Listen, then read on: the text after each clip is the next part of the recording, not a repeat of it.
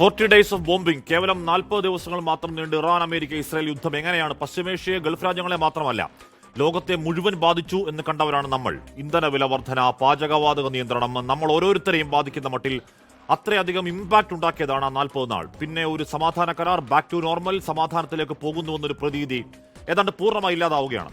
യുദ്ധമുഖത്ത് ഒരു ഡസൻ ആണവ ബോംബുകളെക്കാൾ ഇറാന്റെ ആയുധം ഹോർമുസ് വീണ്ടും പൂർണ്ണസ്തംഭനം. ഇറാന്റെ 140 കേന്ദ്രങ്ങളിലേക്ക് അമേരിക്കൻ ആക്രമണം. മനാമയിലെ അമേരിക്കൻ 5ാം കപ്പൽപ്പടയുടെ ആസ്ഥാനത്തടക്കം ജോർഡനിൽ, ഖത്തറിൽ, കുവൈത്തിലൊക്കെ അമേരിക്കൻ താൽപര്യങ്ങൾ ഇറാന്റെ തിരിച്ചടി.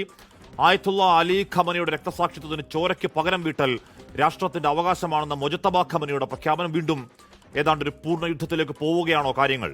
അസമാധാനത്തിന് അവസാനമില്ലേ? പ്രിയ പ്രേക്ഷകർക്ക് എൻകൗണ്ടറിലേക്ക് സ്വാഗതം.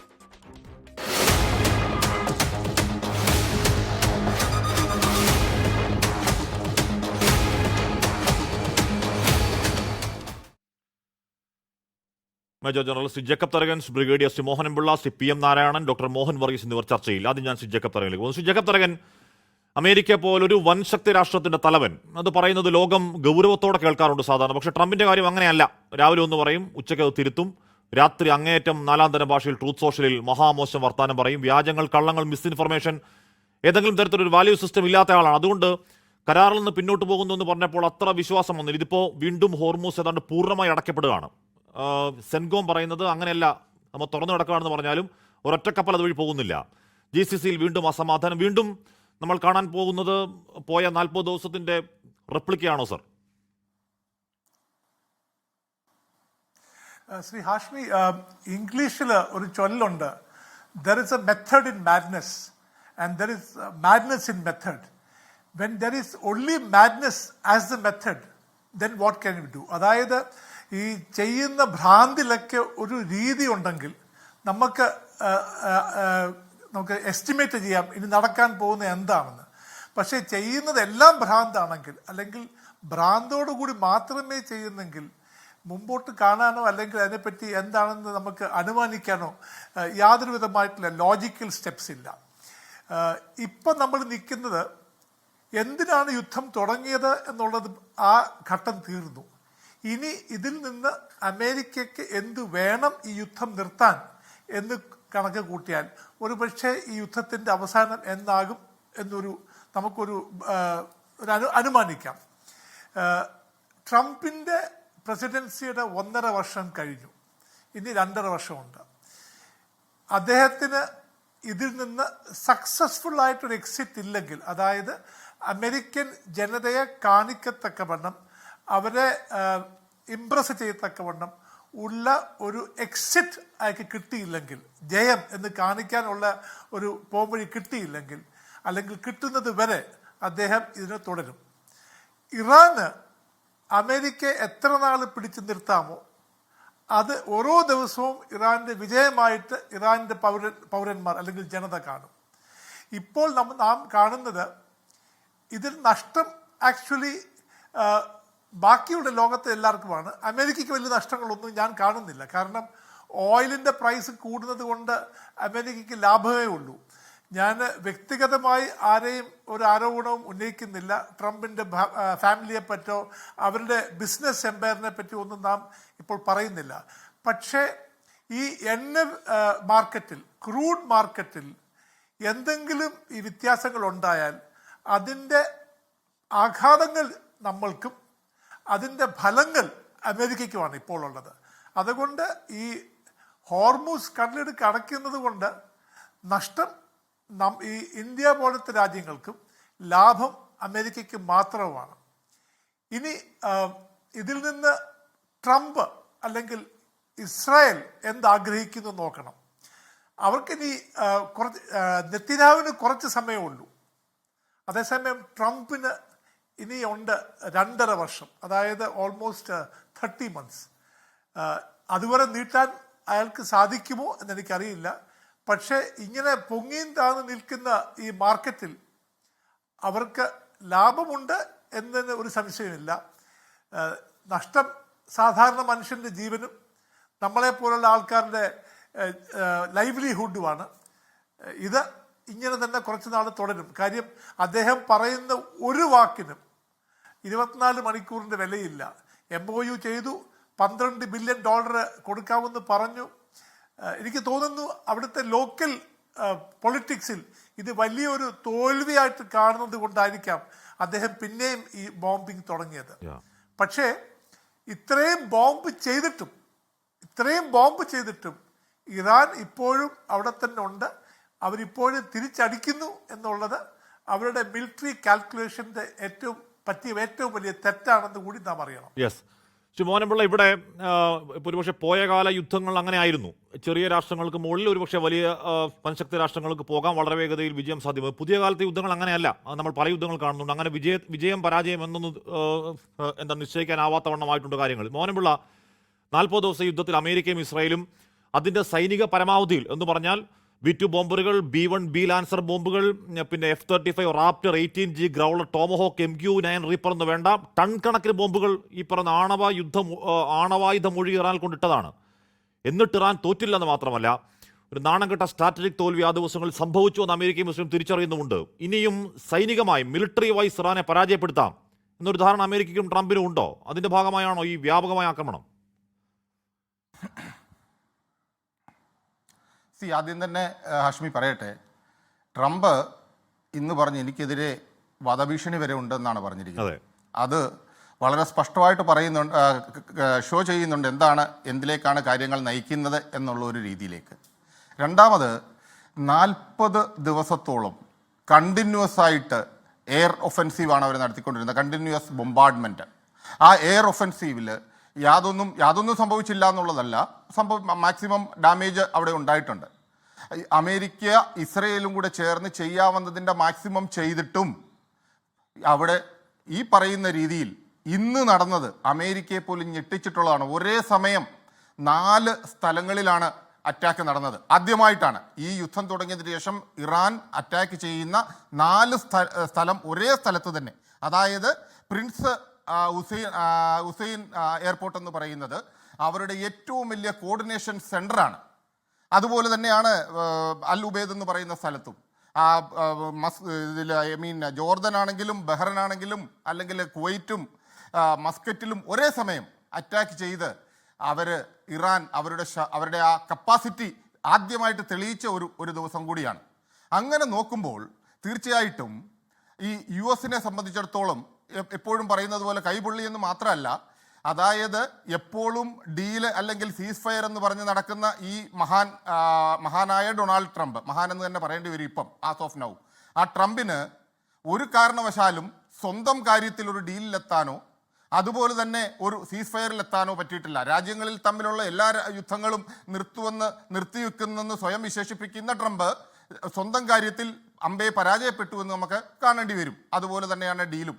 പക്ഷേ ഇവിടെ ഇറാനെ സംബന്ധിച്ചിടത്തോളം ഈ ഒരു ടെമ്പററി ഡീൽ പരാജയപ്പെടാനുള്ള ഒരു കാരണം തീർച്ചയായിട്ടും വെഴ്സായി പാലസിൽ നടന്ന ഒരു ട്രീറ്റി അതൊരു അപശകുനമാണെന്ന് തന്നെ നമുക്ക് പറയേണ്ടി വരും. ഒന്നാം ലോകമഹായുദ്ധത്തിൽ നടന്ന ഒരു ട്രീറ്റി വെഴ്സായി നടന്നു. അതുപോലെ തന്നെ പിന്നീട് അതിൻ്റെ റിസൾട്ട് എന്താണെന്ന് നമ്മൾ കണ്ടു. അതുപോലെ തന്നെ ഇതും അങ്ങനെ തന്നെ ആകാനുള്ള ഒരു സാധ്യത നമുക്ക് മറച്ചു വെക്കാൻ പറ്റില്ല. ഈ അമേരിക്കയെ സംബന്ധിച്ചിടത്തോളം അതായത് ഖമേനിയുടെ ഈ ജുലൂസ്, അതായത് ഈ അന്തിമ സംസ്കാരത്തിന് വേണ്ടിയുള്ള ഒരു യാത്ര ഇറാഖിലോട്ട് വരെ പോയി, ഇറാഖ് വരെ ചെന്ന് കഴിഞ്ഞപ്പോഴത്തേക്ക് അവിടെ ചെന്നപ്പോൾ അവിടെ നിന്നുള്ള തിരിച്ചുള്ള യാത്രയും നജഫ് എന്ന് പറയുന്നത് തീർച്ചയായിട്ടും ഷിയായെ സംബന്ധിച്ചിടത്തോളം ഏറ്റവും പുണ്യമായിട്ടുള്ള ഒരു സ്ഥലമാണ്. നജഫിലൊക്കെ ചെന്ന് നജഫിന് ശേഷം കർബാലയിലൊക്കെ വന്ന് ആ ജുലൂസ് കണ്ടാണ് ഇവർ ഭയപ്പെട്ടതിൻ്റെ കാരണം എന്താ അറിയുമോ? അതായത് റെജീം ചേഞ്ച് എന്ന് പറഞ്ഞുള്ള ഒരു കൺസെപ്റ്റിലോട്ട് യുദ്ധം തുടങ്ങിയപ്പോൾ നേരെ തിരിച്ചാണ് വന്നിരിക്കുന്നത്. യൂണിഫിക്കേഷനും നാഷണലിസവും ഇറാനിൽ ഏറ്റവും കൂടി. ഇത് കണ്ട് ഭയപ്പെട്ടു. ഇത് കണ്ട് ഒരു എന്ത് ചെയ്യണം എന്നറിയാൻ വയ്യാതെയാണ് ആ ശവഘോഷയാത്രക്കിടയിൽ കൂടിയാണെങ്കിൽ പോലും അന്തിമ സംസ്കാരത്തിൻ്റെ യാത്രക്കിടയിൽ ഒരു രാജ്യത്തെ അറ്റാക്ക് ചെയ്യുവാനുള്ള ഇനിഷ്യേറ്റീവ് ട്രംപ് എടുത്തിട്ടുണ്ട് എന്നുണ്ടെങ്കിൽ എത്രത്തോളം ഒരു മാനിപ്പുലേഷൻ ഉണ്ട് അതിനകത്ത് നമുക്ക് കാണേണ്ടി വരും. പിന്നെ ഇതിനകത്ത് വിമർശകർ എന്ന് പറഞ്ഞു കഴിഞ്ഞാൽ ആസ് ഓഫ് നൗ ഈ ഒരു യുദ്ധം സെക്കൻഡ് ടൈമിൽ തുടങ്ങിയതിന് ശേഷം ഞാൻ വിഷ്വലൈസ് ചെയ്യുന്നതെന്ന് ചോദിച്ചാൽ ഇറാൻ ഒരു മിസ്റ്റേക്ക് കമ്മിറ്റ് ചെയ്തു എന്നും പറയാൻ പറ്റുന്നത് ഈ ഒരു കാര്യത്തിലാണ്. കാര്യം അവർ വെസൽ അറ്റാക്ക് ചെയ്തു എന്നുള്ളതാണ്. ആ വെസൽ അറ്റാക്ക് ചെയ്തതുകൊണ്ടാണ് US എൻട്രി ചെയ്തു എന്നുള്ളതാണ്. പക്ഷേ ഇതിനു മുമ്പ് US എല്ലാം വൺ സൈഡായിട്ട് ചെയ്തതെല്ലാം നമ്മളത് കവർ ചെയ്തുകൊണ്ട് ഈ ഒരു ചെറിയ മിസ്റ്റേക്ക്, ഇറാൻ്റെ മിസ്റ്റേക്ക് നമ്മൾ ഓവർ പ്രൊജക്റ്റ് ചെയ്ത് കാണിക്കുന്ന ഒരു സ്ഥിതിവിശേഷമാണ് ഇപ്പോൾ വരുന്നത്. നേരെ മറിച്ച് ഇതിനകത്ത് വരുന്ന ഒരു കാര്യം എന്തെന്ന് ചോദിച്ചാൽ ഈ IRGCയും അതുപോലെ തന്നെ ഇറാൻ്റെ ഭരണകൂടവും തമ്മിൽ ഒരു കോർഡിനേഷൻ്റെ ഒരു ഡിഫറൻസ് വരാം. അവരെ സംബന്ധിച്ചിടത്തോളം നേഷൻ ഫസ്റ്റ് എന്നുള്ള രീതിയിൽ അവർ IRGC ആക്ട് ചെയ്തുകൊണ്ടിരിക്കുകയാണ്. ചില സമയത്ത് ഇറ്റ് ക്യാൻ ഹാപ്പൻ, അതായത് കൺട്രോൾ വരാതെ തന്നെ ട്രൂപ്സ് അവരുടെ ഒരു ഇനിഷ്യേറ്റീവ് എടുത്ത് ചില ആക്ഷനൊക്കെ എടുക്കാറുണ്ട്. അത് ഏത് രാജ്യത്തും അങ്ങനെ സംഭവിക്കാറുമുണ്ട്. കാര്യം ട്രൂപ്സിനെ സംബന്ധിച്ചിടത്തോളം ആ ഒരു ഫൈനൽ വെർഡിക്റ്റിന് വരെ ഇന്നത് അറ്റാക്ക് ചെയ്യേണ്ടത് ചെയ്യരുത് എന്നുള്ളൊരു ചെറിയ കോർഡിനേഷൻ്റെ അലംഭാവം ഉണ്ടാകാറുണ്ട്. പക്ഷേ അതാണ് ഇവിടെ സംഭവിച്ചത്. പക്ഷേ അതിനുശേഷമുണ്ടായ ആഫ്റ്റർ എഫക്റ്റ് എന്നുള്ളത് വളരെ വലുതാണ്. അതായത് ഈ ഒരു ഇൻഡേറിയം അറേഞ്ച്മെൻറ്റ് നമ്മൾ കാണേണ്ടത് ഇറാനെ സംബന്ധിച്ചിടത്തോളം ഒരിക്കലും സീസ് ഫയർ അല്ലെങ്കിൽ യുദ്ധവിരാമം ഇഷ്ടപ്പെടാത്ത, ഇപ്പോൾ ആ സാഹചര്യത്തിൽ ഇഷ്ടപ്പെടാത്ത ഒരു രാജ്യമായിരുന്നു ഇറാൻ. കാരണം ഇറാന് നഷ്ടപ്പെടാനെല്ലാം പരമാവധി നഷ്ടപ്പെട്ടിട്ട് ഒരു ഗെയിൻ എന്നുള്ള ഒരു സ്റ്റേജിലോട്ട് വരുമ്പോൾ ബലമായിട്ട് പിടിച്ച് കൊണ്ടുവന്ന് യുദ്ധവിരാമം നടത്തുന്നതിലൂടെ അവർ യോജിപ്പില്ലായിരുന്നു. അതുകൊണ്ട് തന്നെയാണ് അവർ പറഞ്ഞതിനകത്തെല്ലാം അവർ കറക്റ്റായിട്ട് നിൽക്കുകയും, പക്ഷേ യുദ്ധവിരാമത്തിനുള്ള വളരെ പോസിറ്റീവായിട്ടുള്ള ഒരു ഇത് വന്നിരിക്കുന്നത് എന്നാണെന്ന് ചോദിച്ചു കഴിഞ്ഞാൽ മറ്റേ ഇസ്രയേലിൻ്റെ അറ്റാക്ക് എന്നുള്ള രീതിയിലാണ്. അവർ വളരെ വ്യക്തമായിട്ട് തന്നെ പറഞ്ഞു, പ്രോക്സിയുടെ നേരെയുള്ള അറ്റാക്ക് പെർമനൻ്റ് ആയിട്ട് നിർത്തിവെക്കണമെന്ന് പറഞ്ഞപ്പോൾ തീർച്ചയായിട്ടും അത് നിർത്തിവെച്ചില്ല. അപ്പോൾ ആ ഒരു കൺസെപ്റ്റ് അവിടെ നിലനിൽക്കുന്നുണ്ട്. ആ സമയത്ത് തന്നെയാണ് ഈ ശരിക്കും പറഞ്ഞാൽ ഹാഷ്മി ആദ്യം ഈ ഹോർമുസ് ഒരു വിഷയമേ അല്ലായിരുന്നു. എന്താണ് യുദ്ധം തുടങ്ങുമ്പോൾ അല്ലെങ്കിൽ വൺ സൈഡഡ് അറ്റാക്ക് തുടങ്ങുമ്പോൾ US-ൻ്റെയും അതുപോലെ തന്നെ ഇസ്രയേലിൻ്റെയും ലക്ഷ്യം ലോക ജനതയോട് അവർ പറഞ്ഞത് എന്താണ്? അവർ മറ്റു പല പോയിന്റുകളുമാണ് പറഞ്ഞത്, ഇൻക്ലൂഡിങ് ന്യൂക്ലിയർ. അത് കഴിഞ്ഞതോടെയാണ് ഏതൊരു രാജ്യവും എടുക്കുന്ന അതേ സ്റ്റാൻഡാണ് എടുത്ത് അവരുടെ വജ്രായുധം എടുത്തത് ഹോർമുസ്. ആ ഹോർമുസിൽ അവരുടെ ഇതുവരെ ഇറാന് പോലും വിശ്വസിക്കാമല്ലായിരുന്നു ഹോർമുസ് ഞങ്ങളുടെ സ്വന്തമാണെന്ന്. അവർ ആ ഒരു രീതിയിൽ ഇന്ന് വരെ പറഞ്ഞിട്ടുമില്ല. പക്ഷേ US പറഞ്ഞു പറയിപ്പിച്ചു. ഇപ്പോൾ അതുകൊണ്ടാണ് ഇറാന് ഒരു അപ്പർ ഹാൻഡ് ഇപ്പോൾ ഉള്ളത്. ഈ ഒരു സിറ്റുവേഷൻ ക്രിയേറ്റ് ചെയ്തതുകൊണ്ട് ഹോർമസിൽ ഒരു അപ്പർ ഹാൻഡ് കിട്ടി. നേരത്തെ ഇറാന് പോലും അവരുടെ ശക്തിയെക്കുറിച്ചിട്ടോ അല്ലെങ്കിൽ ഹോർമസിൽ ഇങ്ങനെ ഒരു ഇനിഷ്യേറ്റീവ് എടുക്കണമെന്നോ ഒരു ധാരണ അവർ അമ്പെ വിചാരിച്ചിട്ട് പോലും കാണില്ല. പക്ഷേ സാഹചര്യം ഫോഴ്സ് ചെയ്ത് അവരെ ഈ ലെവലിലേക്ക് കൊണ്ടുവന്നിരിക്കുകയാണ്. ഇനിയും അതായത് ഈ ഒരു ഷോർട്ട് ടേം സീസ് ഫയർ കൊണ്ട് വളരെ നല്ല രീതിയിൽ റഷ്യയിൽ നിന്നും ചൈനയിൽ നിന്നും ഇഷ്ടം പോലെ, അതായത് മിലിറ്ററി എക്യുപ്മെൻസും അല്ലാതെയുള്ള ഇതും ഇറാന് കിട്ടിയിട്ടുണ്ട്. അപ്പോൾ തീർച്ചയായിട്ടും അവർക്കറിയാം ഇതൊരു എയർ ഒഫൻസീവ് മാത്രമേ US-നെ കുറിച്ച് നടക്കുള്ളൂ, അല്ലാതെ വേറെ ഒന്നും നടക്കൂല. കണ്ടിന്യൂസ് ബോംബാർഡ്മെന്റ്. അതാണ് ഞാൻ ആദ്യം തന്നെ പറഞ്ഞത്, 40 ദിവസം മാക്സിമം ചെയ്തിട്ട് ഒന്നും പറ്റാതിരുന്നത് ബാക്കിയുള്ള ദിവസങ്ങളിൽ ചെയ്ത് എങ്ങനെ വിജയിപ്പിക്കാൻ കഴിയും എന്നുള്ളതാണ് അമേരിക്ക. എന്റെ ചോദ്യം അത് തന്നെയായിരുന്നു. ഞാൻ അങ്ങനെ എത്താം സാർ. പക്ഷേ PM നാരായണൻ, ഇവിടെ ഇതിന്റെ ആത്യന്തികമായ സങ്കടം അനുഭവിക്കേണ്ടി വരുന്നത് ഞാനും താങ്കളടക്കമുള്ള ഇന്ത്യക്കാർക്കാണ്, അല്ലെങ്കിൽ നമ്മുടെ പ്രിയപ്പെട്ട പ്രവാസി സഹോദരന്മാർക്കാണ്. അവിടെ അശാന്തി, അസ്വസ്ഥത, അവിടുത്തെ വികസനം മുന്നോട്ട് ഇല്ലാതാവുന്നതൊക്കെ അതിന്റെ ആത്യന്തിക ഫലം കേരളമടക്കമുള്ള സംസ്ഥാനങ്ങൾ നേരിടേണ്ടി വരും. PM നാരായണൻ, ഇവിടെ ഞങ്ങൾ മാത്രമാണ് നിങ്ങൾക്കൊപ്പം എന്ന JD വാൻസിന്റെ ഒരു താക്കീതിനോട്, വാണിങ്ങിനോട് നെതന്യാഹു പറയുന്നത്, അല്ല ഞങ്ങൾക്ക് ഇപ്പോൾ ഒരു ചെറിയ രാജ്യമുണ്ട്, ഇന്ത്യ എന്നാണ് പേര്, ഫേസ്ബുക്ക് നോക്കിയാൽ മതി എന്നാണ്. ഒന്നാമത് ഇന്ത്യ അത്ര ചെറിയ രാജ്യമല്ല എന്ന് നെതന്യാഹു പറഞ്ഞു കൊടുക്കണം. ആ ഫേസ്ബുക്കിലുള്ള 90% വ്യാജ കള്ള പ്രൊഫൈലുകളാണെന്നും ഇന്ത്യയുടെ രാഷ്ട്രപിതാവിൻ്റെ പേര് ഗാന്ധി എന്നാണെന്നും ആ ഗാന്ധിയെ ലോകം ആദരിക്കുന്ന അഹിംസ എന്ന ഫിലോസഫിയുടെ പേരിലാണെന്നും നിങ്ങൾ നടത്തുന്ന ഹിംസകൾക്കൊപ്പം യാർത്തു വിളിക്കുന്ന അത് ഈ രാജ്യത്തെ 140 കോടിയിൽ 10-100 പേര് മാത്രം മാനിയാക്കുകൾ മാത്രമാണെന്നും പറയേണ്ടത് രാഷ്ട്രീയ നേതൃത്വമാണ്. പോട്ടെ, പക്ഷെ ആ ഇസ്രായേലിന്റെ താല്പര്യം മാത്രം നോക്കി ഇങ്ങനെ മുന്നോട്ട് പോകൽ അമേരിക്കയ്ക്കും ട്രംപിനും എത്രത്തോളം അഫോർഡബിൾ ആണ് വീണ്ടും ഈ ഹോർമുസ് അടയുമ്പോൾ? PM നാരായണൻ. ശ്രീ ഹാഷ്മി, എനിക്ക് ചോദ്യത്തിൻ്റെ ആദ്യ ഭാഗം കേട്ടില്ല. പക്ഷേ ഞാൻ അറിയുന്നതനുസരിച്ച് ഇന്ത്യയുടെ റിയാക്ഷൻ എന്താണ് എന്നുള്ളതാണെന്ന് മനസ്സിലാക്കുന്നു. തീർച്ചയായിട്ടും ഇന്ത്യയെ സംബന്ധിച്ചിടത്തോളം ഞാൻ നേരത്തെ സൂചിപ്പിച്ച പോലെ GCC രാജ്യങ്ങൾ മാറ്റി നിർത്തിക്കഴിഞ്ഞാൽ ഈ യുദ്ധം കൊണ്ട് ഏറ്റവും കൂടുതൽ ഇമ്പാക്റ്റ് ഉണ്ടാവാൻ പോകുന്ന ഒരു രാജ്യം ഇന്ത്യ തന്നെയാണ്. കാരണം അതിൻ്റെ പ്രവാസി എന്നുള്ളൊരു ഘടകം, അതുമാത്രമല്ല ആ അറബ് മേഖലയുമായിട്ട് ഏറ്റവും അടുത്ത് ഇടപഴകുന്ന ഒരു രാജ്യം എന്നുള്ള നിലയ്ക്കും ഈ രണ്ട് ഫാക്ടർ വെച്ച് നോക്കുകയാണെങ്കിൽ ഇന്ത്യ ആണ് ഏറ്റവും കൂടുതൽ ഇമ്പാക്റ്റ് ഉണ്ടാവാൻ പോകുന്ന ഒരു പ്രദേശം. ഇത് ഇന്ത്യയുടെ റിയാക്ഷൻ എന്ത് ആയിരുന്നു എന്നുള്ളത്, ഈ മേഖലയിലെ മൊത്തം ജിയോ പൊളിറ്റിക്സിൽ വരുന്ന മാറ്റങ്ങളാണ് കഴിഞ്ഞ ഒരു 10 വർഷം കൊണ്ട് നമ്മൾ കാണേണ്ടതായിട്ടുള്ളത്. അറബ് മേഖലയുമായിട്ട് ഇന്ത്യ വളരെ കൂടുതൽ അടുക്കുകയും അതേസമയം തന്നെ ഇസ്രായേലുമായും സൗഹൃദത്തിനുള്ള ശ്രമങ്ങൾ തുടരുകയും ചെയ്യുന്ന ഒരു കാലത്തിലൂടെയാണ് നമ്മൾ കടന്നുപോയത്. പ്രത്യേകിച്ചും ഈ യുദ്ധം തുടങ്ങുന്നതിന് 2 നാൾ മുമ്പാണ് മോദി ഇസ്രായേലിൽ വളരെ വ്യക്തമായി ഇന്ത്യയുടെ താല്പര്യം അറിയിച്ചുകൊണ്ടുള്ള പ്രകടനങ്ങൾ നടത്തിയത്. അതിൻ്റെ ഒരു ഇമ്പാക്റ്റ് ഇന്ത്യക്ക് ആ സമയത്ത് എന്ത് തരത്തിൽ പ്രതികരിക്കണം എന്നറിയാത്ത ഒരു ബുദ്ധിമുട്ടുണ്ടായിരുന്നു. ഇപ്പോഴും ഇതിൻ്റെ ഖബറടക്ക സമയത്ത് ഇന്ത്യയിൽ നിന്ന് നേതാക്കളെ അയച്ചിട്ടുണ്ട്. ഇങ്ങനെ നോക്കുകയാണെങ്കിൽ ഒരു വലിയ രീതിയിലുള്ള ഒരു ബാലൻസിങ് ആക്റ്റാണ് ഇന്ത്യ നടത്തിക്കൊണ്ടിരിക്കുന്നത്.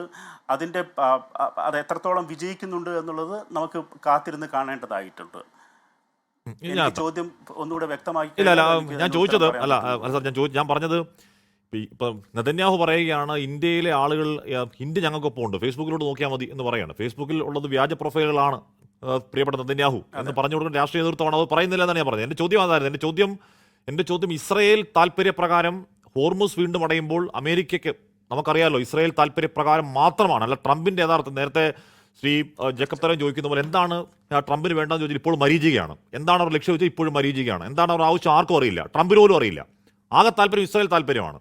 ഇസ്രയേൽ താല്പര്യപ്രകാരം ഇനിയും മുന്നോട്ടേക്ക് പോകൽ, ഹോർമുസ് വീണ്ടും അടയുമ്പോൾ, ലോകം വീണ്ടും പ്രതിസന്ധിയിലേക്ക് പോകുമ്പോൾ, അവിടെ തെരഞ്ഞെടുപ്പ് നടക്കുമ്പോൾ, രാജ്യത്തിനകത്ത് ട്രംപിനെതിരെ വലിയ വിമർശനം സ്വന്തം പാർട്ടിക്കകത്ത് ഉണ്ടാകുമ്പോൾ, ഐപാക്കിൽ നിന്ന് പണം വാങ്ങാതെ ഞങ്ങൾ ലക്ഷ്യം മത്സരിക്കുകയാണ് എന്ന് അവിടുത്തെ സ്ഥാനാർത്ഥികൾക്ക് പറയേണ്ടി വരുന്ന സാഹചര്യം ഉണ്ടാകുമ്പോൾ അമേരിക്ക അത് അഫോർഡബിൾ ആണോ എന്നുള്ളതിൻ്റെ ചോദ്യം ശ്രീ പി എം നാരായണൻ. വളരെ കൃത്യമാണ്. അത് വളരെ പ്രധാനപ്പെട്ട ഒരു ചോദ്യമാണ് ആഷി. ഇത് നമ്മൾ ചേർത്ത് വായിക്കേണ്ടതുണ്ട്. ഇതിൻ്റെ ഈ യുദ്ധത്തിൻ്റെ ഹോർമോസിൻ്റെ സ്വിച്ച് എന്നത് ഇപ്പോൾ ഇറാൻ്റെ കയ്യിലാണ്. അത് എല്ലാവർക്കും അറിയാവുന്ന കാര്യമാണ്. ഈ സ്വിച്ച് ഓണും ഓഫും ആക്കിക്കൊണ്ട് ഇറാൻ ഇതിനെ നിയന്ത്രിച്ചു കൊണ്ടിരിക്കും വരും നാളുകൾ എന്നുള്ളതിന് യാതൊരു സംശയവുമില്ല. അത് അമേരിക്ക ഏത് തരത്തിലുള്ള സമ്മർദ്ദം ഉപയോഗിച്ച് കഴിഞ്ഞാലും ഇതിനെ എത്രത്തോളം എക്സ്റ്റെൻഡ് ചെയ്ത് കൊണ്ടുപോവുക എന്നുള്ളത് ഇറാനെ സംബന്ധിച്ചിടത്തോളം വളരെ പ്രധാനപ്പെട്ട ഒരു സംഗതിയാണ്. അതിനുള്ള ഒരു ഏറ്റവും പ്രധാനപ്പെട്ട കാരണം എന്നത് നവംബറോടുകൂടി യൂറോപ്പിൽ തണുപ്പ് തുടങ്ങും. നമുക്ക് ഈ റഷ്യ ഉക്രൈൻ യുദ്ധത്തിൻ്റെ സമയത്ത് നമ്മൾ ഈ സംഗതി അഭിമുഖീകരിച്ചാണ്. യൂറോപ്പിലെ തണുപ്പ് എന്നുള്ളത് അല്ലെങ്കിൽ യൂറോപ്പിലെ ഇന്ധനക്ഷാമം എന്നുള്ളത് വലിയ രീതിയിൽ ആ മേഖലയിലൊട്ടാകെ സമ്മർദ്ദത്തിലാക്കുന്നതാണ്. എന്ന് വെച്ചാൽ ഈ യുദ്ധത്തെ നവംബർ അല്ലെങ്കിൽ വിൻ്ററിനോട് അടുപ്പിച്ചുകൊണ്ട് ഇതിനെ നീട്ടിക്കൊണ്ടു പോവുക എന്നുള്ളത് ഇറാനെ സംബന്ധിച്ചിടത്തോളം ഇന്നത്തെ സാഹചര്യത്തിൽ ഏറ്റവും പ്രധാനമാണ്. നമ്മൾ കാണാത്ത ഒരു ഫാക്ടറാണത്. പിന്നെ ഈ രീതിയിലുള്ള ഓയിലിൻ്റെ വില എന്നുള്ളത് നേരത്തെ നമ്മൾ സൂചിപ്പിച്ച പോലെ തന്നെ ഈ ലോക മാർക്കറ്റിൽ എപ്പോഴാണോ ഓയിലിൻ്റെ വില ഒരു $70 താഴേക്ക് പോകുന്നത് അപ്പോഴെല്ലാം അമേരിക്ക പരിഭ്രാന്തരായിട്ടുണ്ട്. കാരണം ഈ ലോകത്തെ ഏറ്റവും വലിയ ഓയിൽ ഉൽപ്പാദകരിൽ ഒരാളാണ് അമേരിക്ക. ഇപ്പോൾ വെനിസുല കൂടി അമേരിക്കയുടെ കയ്യിലെത്തിയതിലൂടെ ലോക മാർക്കറ്റിലെ ഓയിൽ വില എന്നത് അമേരിക്കയെ സംബന്ധിച്ചിടത്തോളം വളരെ പ്രധാനപ്പെട്ട ഒരു സംഗതിയാണ്. അപ്പം ഓയിൽ ഈ വിലയെ ഒരു പരിധിക്കപ്പുറം ഉയർത്തി നിർത്താൻ വേണ്ടി അമേരിക്ക തന്നെ ഉപയോഗിക്കുന്ന ഒരു സ്വിച്ചായി നമുക്ക് വേണമെങ്കിൽ ഈ ഹോർമസിനെ കാണാൻ പറ്റും.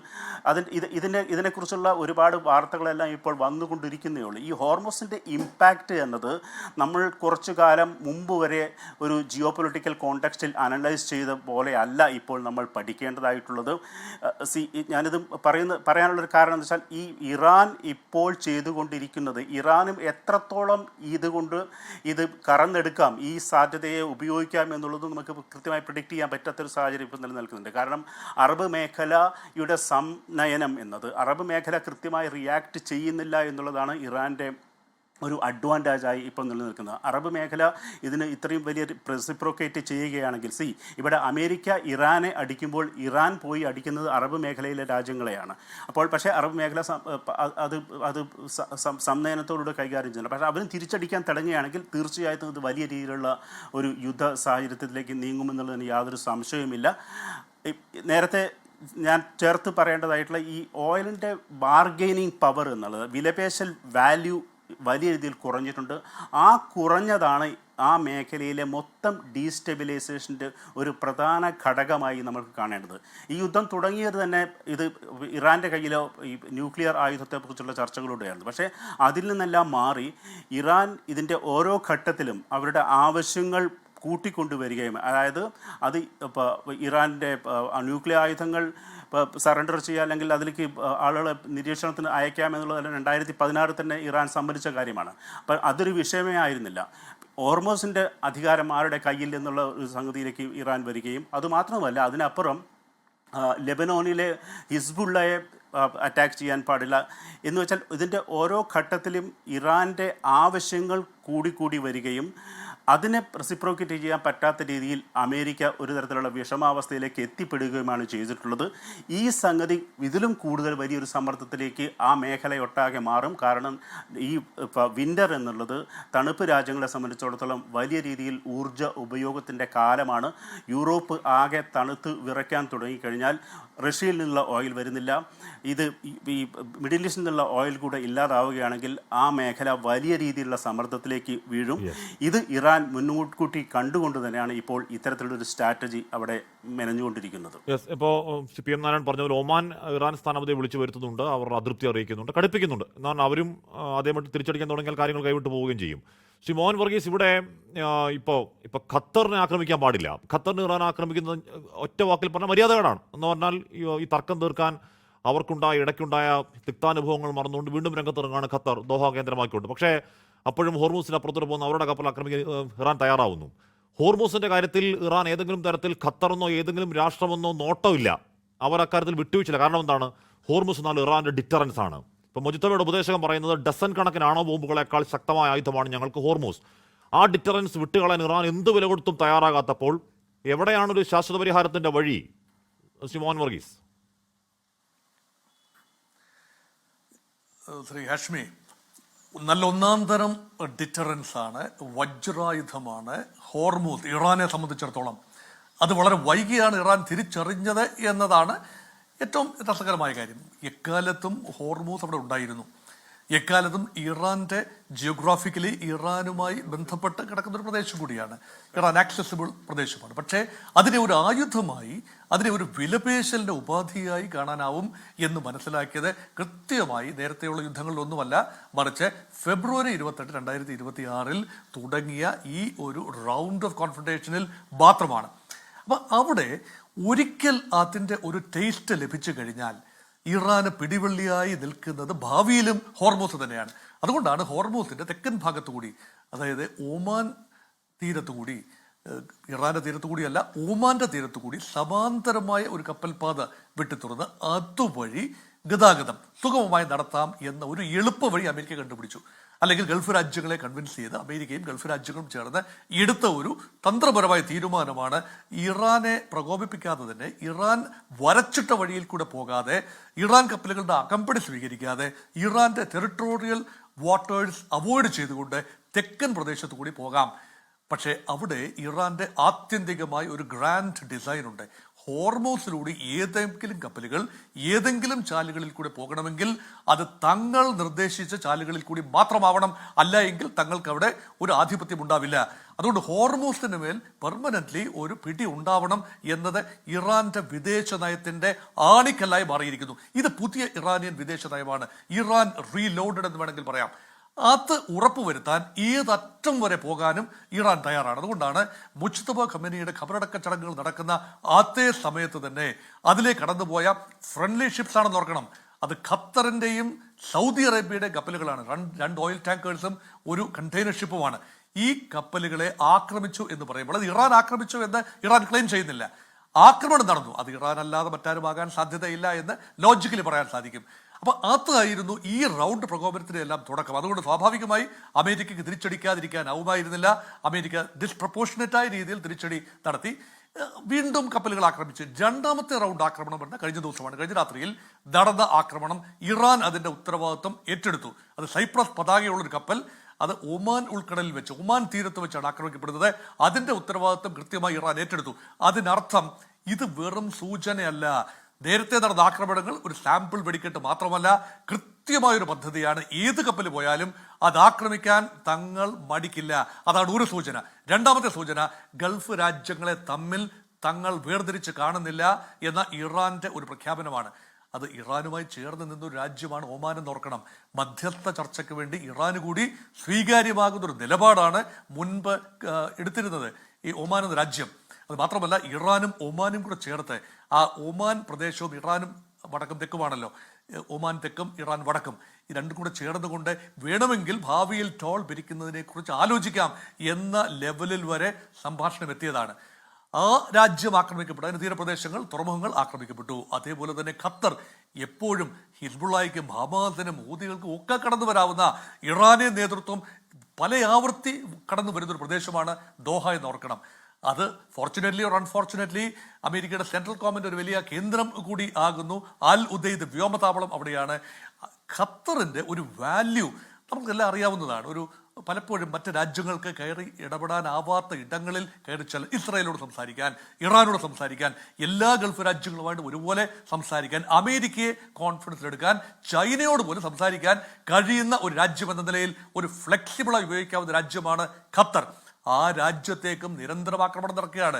അപ്പം നമുക്ക് തോന്നി കഴിഞ്ഞ 2-3 ദിവസത്തെ ആക്രമണങ്ങളുടെ ഒരു പാറ്റേൺ നോക്കിയപ്പോൾ കുവൈറ്റിന് നേരെയും ബഹ്റിന് നേരെയും ആക്രമണം നടത്തുകയും മറ്റു രാജ്യങ്ങളെ വെറുതെ വിടുകയും ചെയ്യുന്ന ഒരു സമീപനം മാറി ഇപ്പോൾ എല്ലാ രാജ്യങ്ങളെയും, എനിക്ക് തോന്നുന്നു സൗദി ഒഴിച്ച് മറ്റെല്ലാ ഗൾഫ് രാജ്യങ്ങളും, ഒമാന് നേരെ ആക്രമണം നടന്നു, പിന്നെ ഖത്തറിന് നേരെ ആക്രമണം നടന്നു, ബഹ്റൈന് നേരെ, അതായത് അമേരിക്കയുടെ 5ാം കപ്പൽപ്പടയുടെ ആസ്ഥാനമാണല്ലോ മനാമ, അവിടെ ആക്രമണം നടന്നിരിക്കുന്നു. കുവൈറ്റിൽ നിരന്തരമായ ആക്രമണങ്ങളാണ്. അപ്പൊ എവിടെയാണ് ആക്രമണം ഇല്ലാത്തത്? അതുകൊണ്ടാണ് വലിപ്പച്ചെറുപ്പമില്ലാതെ, സുഹൃത്തെന്നോ ശത്രുവെന്നോ ഇല്ലാതെ എല്ലാ രാജ്യങ്ങളെയും ഒറ്റ തിരിഞ്ഞല്ല എല്ലാവരെയും പൊതുവെ എവിടെയൊക്കെ അമേരിക്കൻ താല്പര്യങ്ങളുണ്ടോ അവിടെയൊക്കെ ഞങ്ങൾ അടിക്കും എന്നുള്ളതാണ് ഇറാന്റെ പുതിയല്ല അന്ന് അമേരിക്ക ഇസ്രായേൽ ആക്രമണം തുടങ്ങിയപ്പോൾ തന്നെ അവർ നേരത്തെ പറയുകയും അതിന് പ്രകാരം പ്രവർത്തിക്കുകയും. ഞാൻ അങ്ങനെയൊക്കെ എത്താം സാർ. ജേക്കബ്, അങ്ങേക്ക് അങ്ങ് 36-37 വർഷം സൈനിക സേവനം നടത്തിയ ആളാണ്, പ്രത്യേകിച്ച് സ്ട്രാറ്റജിക് ലെവലൊക്കെ പ്രവർത്തിച്ച ആളുമാണ്. സാർ നോക്കൂ, യുദ്ധം തുടങ്ങിയപ്പോൾ പോയ ഫെബ്രുവരി 28-ന് പറഞ്ഞു കേൾക്കുന്നത് എന്താണ്? ഇറാൻ ന്യൂക്ലിയർ പ്രോഗ്രാം അവസാനിപ്പിക്കുക, വേണ്ടി വന്നാൽ അമേരിക്കൻ സൈന്യം ഇറാന്റെ മണ്ണിൽ ഇറങ്ങുക, അവിടെ എൻറിച്ച് യുറേനിയം പിടിച്ചെടുക്കുക, പിന്നെ കേട്ടത് റെജീം ചേഞ്ച്. ഒന്നും സംഭവിച്ചില്ല. 40 days of bombing, 60 days of negotiation, കരാർ, വീണ്ടും യുദ്ധം. ഇപ്പോൾ എന്താണ് ലക്ഷ്യം? യുദ്ധം തുടങ്ങും മുമ്പ് സുഗമമായി പോയിക്കൊണ്ടിരുന്ന ഹോർമുസ് കടലൊക്കെ യുദ്ധത്തിൽ അടച്ചു. അത് തുറക്കാനാണ് ഇപ്പോഴത്തെ ബോംബിംഗ്.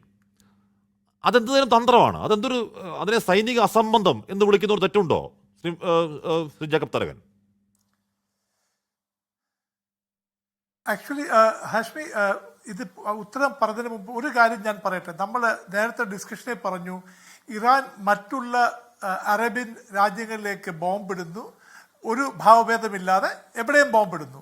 നമ്മൾ ഒന്ന് ശ്രദ്ധിച്ച് നോക്കിയാൽ അവർ ബോംബ് ചെയ്തതെല്ലാം അമേരിക്കൻ ഇൻട്രസ്റ്റിനെയാണ്. അതായത് അമേരിക്കൻ ഹെഡ്ക്വാർട്ടേഴ്സ്, അമേരിക്കൻ ഇൻട്രസ്റ്റ്, അവരുടെ കൺട്രോൾ സെൻറ്റേഴ്സ്, അതാണ്. അല്ലാതെ അവിടുത്തെ ഗൾഫ് രാജ്യങ്ങളിലെ സിവിൽ എസ്റ്റാബ്ലിഷ്മെൻറ്റ്, സിവിൽ ഇൻഫ്രാസ്ട്രക്ചറിന് നേരെ ഇറാൻ ഒരു ബോംബ് പോലും ഇട്ടിട്ടില്ല.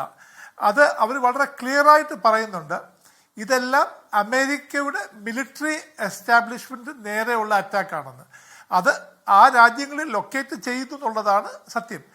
ഇത് ആവശ്യമാണ്. അല്ലെങ്കിൽ അമേരിക്കയുടെ മിലിറ്ററി കേപ്പബിലിറ്റി അതിനെ ഡീഗ്രേഡ് ചെയ്യാൻ ഇറാന് സാധിക്കില്ല. അവരുടെ സർവലൻസ്, അവരുടെ കമ്മ്യൂണിക്കേഷൻ സെൻറ്റേഴ്സ് എല്ലാം ഇറാന് ചുറ്റുമുണ്ട്. അതിനെ തകർക്കാതെ ഇറാന് രക്ഷയില്ല. അതുകൊണ്ട് ഇറാൻ ഇടുന്ന ഫയറിങ് അല്ലെങ്കിൽ മിസൈൽസ് മറ്റുള്ള രാജ്യങ്ങളിലാണെങ്കിൽ തന്നെയും അത് അമേരിക്കക്കെതിരെയാണെന്ന് നാം ഓർക്കണം. അതുകൊണ്ടായിരിക്കാം മറ്റുള്ള രാജ്യങ്ങളൊന്നും ഇതുവരെ പ്രതികരിക്കാത്തത്. പറയാൻ വേണ്ടി പറയുന്നു എന്നല്ലാതെ അവരാരും മിലിറ്ററിലി പ്രതികരിച്ചിട്ടില്ല. ഇനി താങ്കളുടെ ചോദ്യത്തിലേക്ക്, ഞാൻ നേരത്തെ പറഞ്ഞതുപോലെ ഇതിൻ്റെ നമ്മൾ ഏത് യുദ്ധം പഠിച്ചാലും തുടങ്ങുന്നതിന് മുമ്പ് ഒരു ടെർമിനൽ ഒബ്ജക്റ്റീവ് കാണും ഈ അറ്റാക്ക് ചെയ്യുന്ന ആൾക്ക്. ഇവിടെ അങ്ങനെ ഒരു സംഭവം ഞാൻ കാണുന്നില്ല. ഞാൻ ഒത്തിരി യുദ്ധങ്ങൾ പഠിച്ചിട്ടുണ്ട്. ഫസ്റ്റ് വേൾഡ് വാർ തൊട്ട് ഇങ്ങോട്ടുള്ള എല്ലാ യുദ്ധങ്ങളും, India China, India Pakistan, Malaysia, Korea, ഇതെല്ലാം പഠിച്ചതാണ്. പക്ഷെ ഈ ഒരു യുദ്ധത്തിൽ ഞാൻ ഒരു ടെർമിനൽ ഒബ്ജക്റ്റീവ് ആരെങ്കിലും പറഞ്ഞിട്ട് അതിനോട്ട് ലക്ഷ്യം വെച്ച് പോകുന്നത് കാണുന്നില്ല. ഇതിങ്ങനെ ഗോൾ പോസ്റ്റ് മാറ്റിക്കൊണ്ടിരിക്കുകയാണ്. ഇപ്പോഴത്തെ ലേറ്റസ്റ്റ് അറ്റാക്ക് നടന്നത് ഇറാൻ അറ്റാക്ക് ചെയ്തു എന്ന് പറഞ്ഞിട്ടാണ്. അത് നാം അവിടെ വന്നല്ല നോക്കേണ്ടത്. MOUവിൽ അവർ പറഞ്ഞത്, എഗ്രി ചെയ്തത്, ഇസ്രായേൽ ഹമാസിനെതിരെ അറ്റാക്ക് ചെയ്യില്ല, $12 ബില്യൺ അവരുടെ അസറ്റ് ഡീഫ്രീസ് ചെയ്യാമെന്ന് പറഞ്ഞു. ഈ സമ്മതിച്ച കാര്യങ്ങൾ ഒന്നും തന്നെ ചെയ്യാതെ ഇറാൻ ഒന്നും ചെയ്തില്ലെങ്കിൽ ഇറാന്റെ ഭരണകൂടത്തിന് അവിടുത്തെ ജനതയുടെ മുമ്പിൽ എന്ത് ജസ്റ്റിഫിക്കേഷൻ കൊടുക്കാൻ നോക്കും? അപ്പോൾ ഇറാൻ ഫയർ ചെയ്തു അല്ലെങ്കിൽ ഈ വെസലിനെ ഫയർ ചെയ്തു എന്ന് പറയുന്നത് അതും എഗൻസ്റ്റ് അമേരിക്കയുടെ ഒരു തന്ത്രമായിരുന്നു. ഈ ഹോർമൂസിൻ്റെ ഇറാനിയൻ സൈഡിൽ കൂടെ കപ്പൽ വരാതെ ഒമാനിയൻ സൈഡിൽ കൂടെ വരുമ്പോൾ ഇറാൻ്റെ ഹോൾഡ് കുറയ്ക്കാൻ വേണ്ടി അറിഞ്ഞുകൊണ്ട് ചെയ്തതാണ്. അമേരിക്കയ്ക്ക് തീർച്ചയായിട്ടും അറിയാമായിരുന്നു ഇറാൻ അത് റെസ്പോണ്ട് ചെയ്യുമെന്ന്. ഇത് അറിഞ്ഞുകൊണ്ട് തന്നെയാണ് അമേരിക്ക പിന്നെയും യുദ്ധം തുടങ്ങിച്ചത്, അല്ലാതെ ഇറാന് തുടങ്ങാൻ വേണ്ടി അല്ല എന്നാണ് ഞാൻ വിശ്വസിക്കുന്നത്. അപ്പോൾ ഇതിൽ എന്തെങ്കിലും കൊമേഴ്ഷ്യലായിട്ട് കാണും, ടെക്നിക്കലായിട്ട് കാണും.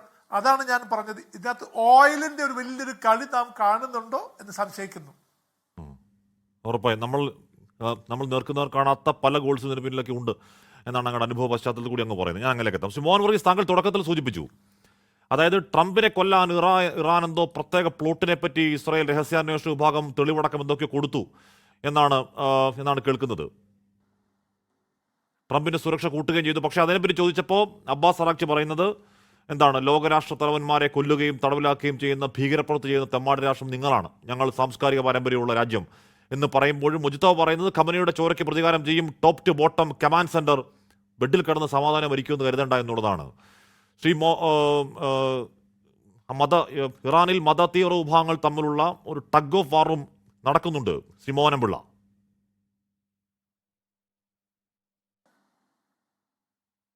തീർച്ചയായിട്ടും. ഓക്കെ, ഇതിനകത്ത് ഇതൊരു പുതിയ കാര്യമൊന്നുമല്ല. കാര്യം അമേരിക്കയെ സംബന്ധിച്ചിടത്തോളം ഇതിനു മുമ്പുള്ള 4 രാഷ്ട്ര തലവന്മാരും കൊല്ലപ്പെടുകയിട്ടുണ്ട്, ഇല്ലെന്ന് നമുക്ക് പറയാൻ പറ്റില്ല.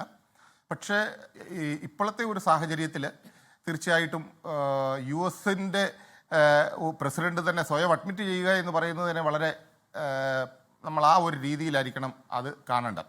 അപ്പോൾ തീർച്ചയായിട്ടും ഇതിനകത്ത് വന്നിരിക്കുന്ന പ്രശ്നം എന്തെന്ന് ചോദിച്ചാൽ, ഇറാനെ ജസ്റ്റിഫൈ ചെയ്യുക, അതായത് ഇപ്പോഴത്തെ ഒരു എൻകൗണ്ടർ എല്ലാ രീതിയിലും അമേരിക്കയാണ് ഇനിഷ്യേറ്റീവ് എടുത്ത. ഈ നേരത്തെ ജനറൽ തരകൻ സാർ പറഞ്ഞതുപോലെ തന്നെ എന്താണ് ഇതിൻ്റെ ഈ ഒരു അൾട്ടിമേറ്റ് എയിം, എന്താണ് അമേരിക്ക ഇതുകൊണ്ട് അച്ചീവ് ചെയ്തത്?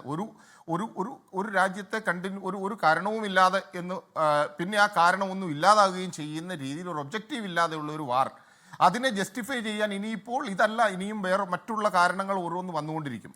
അതുപോലെ ആ രാഷ്ട്രത്തിൻ്റെ തലവനെയാണ് ഇല്ലായ്മ ചെയ്തത്. അപ്പോൾ സ്വാഭാവികമായിട്ടും അവർക്ക് അതിനുള്ള റൈറ്റ് ഉണ്ട്, ചെയ്തില്ലെങ്കിൽ പോലും ക്ലെയിം ചെയ്യാനുള്ള റൈറ്റ് ഉണ്ട്. അതിനകത്ത് യാതൊരു സംശയവുമില്ല. അതായത് അവരുടെ രാഷ്ട്രത്തലവനെ ഇല്ലായ്മ ചെയ്തപ്പോൾ തീർച്ചയായിട്ടും നിങ്ങളെയും നിങ്ങളുടെ തലവനെയും കരുതിക്കോളൂ എന്ന് പറയാനുള്ള ധാർമ്മികമായ റൈറ്റ് ആ രാജ്യത്തിന് ഉണ്ട്. അത് ഏത് രാജ്യത്തിനും ഉണ്ട്. അത് അവർ പറയുകയും ചെയ്യുമോ ഇല്ലയോ എന്നുള്ളത് മറ്റൊരു കാര്യം, മറ്റൊരു വശമാണ്. അറ്റ്ലീസ്റ്റ് ആ ലെവൽ വരെയെങ്കിലും എത്തിയിട്ടുണ്ട്. പക്ഷേ ഇവിടെ സ്വയം ദുർബലമാവുന്ന US-നെയാണ് നമ്മൾ കാണുന്നത്. സ്വയം ദുർബലമാകുന്ന US എന്ന് പറഞ്ഞു കഴിഞ്ഞാൽ തീർച്ചയായിട്ടും അൾട്ടിമേറ്റ് ആയിട്ട് അവരെന്താണ് ചെയ്യാൻ പോകുന്നത്? ട്രംപിനെ സംബന്ധിച്ചിടത്തോളം അതായത് ട്രംപിൻ്റെ ഉപദേശകരെന്ന് പറഞ്ഞു കഴിഞ്ഞാൽ കൊടുത്തിട്ടുള്ള ഉപദേശങ്ങളെല്ലാം തുലവും അമ്പേ പരാജയപ്പെടുന്ന ഒരു രീതിയിലോട്ടാണ് വന്നിരിക്കുന്നത്. ഇപ്പോൾ അൾട്ടിമേറ്റ്ലി ഇത് കണ്ടിന്യൂ ആയി കഴിഞ്ഞു കഴിഞ്ഞാൽ നടക്കാൻ പോകുന്നത് എന്താണ്? അതായത് ഈ ഒരു ഇക്കണോമിക് ഡിപ്രഷൻ വരുന്നു. ട്രംപിനോ ആരോ മിസ്ഗൈഡ് ചെയ്തു, ഇറാനെ കൺട്രോൾ ചെയ്ത് അവിടെ നിന്നുള്ള മിഡിൽ ഈസ്റ്റിൽ നിന്നുള്ള ഓയിൽ ഫ്ലോ എന്ന് കൺട്രോൾ ചെയ്യുവാണെന്നുണ്ടെങ്കിൽ US-ലെ ഓയിൽ വിൽക്കാം, കൺട്രോൾ ചെയ്യാമെന്നുള്ള ആ ഒരു മിസ്കോൺസെപ്റ്റ് ആണോ എന്നുള്ള ഒരു ഇതുണ്ട്. കാര്യം അമേരിക്കയ്ക്ക് നമ്പർ 1 ആകാം ഇക്കണോമിക്കലി. അതൊരു ഉട്ടോപ്പിയൻ കൺസെപ്റ്റ് ആണെന്നുള്ളതാണ് ആരാ അഡ്വൈസ് കൊടുത്തെന്ന് പറഞ്ഞു കഴിഞ്ഞാലും. അപ്പം അങ്ങനെയാണ് ട്രംപിൻ്റെ ഉപദേശം ആ രീതിയിലോട്ട് വരുന്നു. അപ്പം ഈ കൂട്ടിച്ചേർത്ത് വായിച്ചു കഴിയുമ്പോൾ 2-3 കാര്യങ്ങളാണ് ഇതിനകത്ത് കാണേണ്ടത്.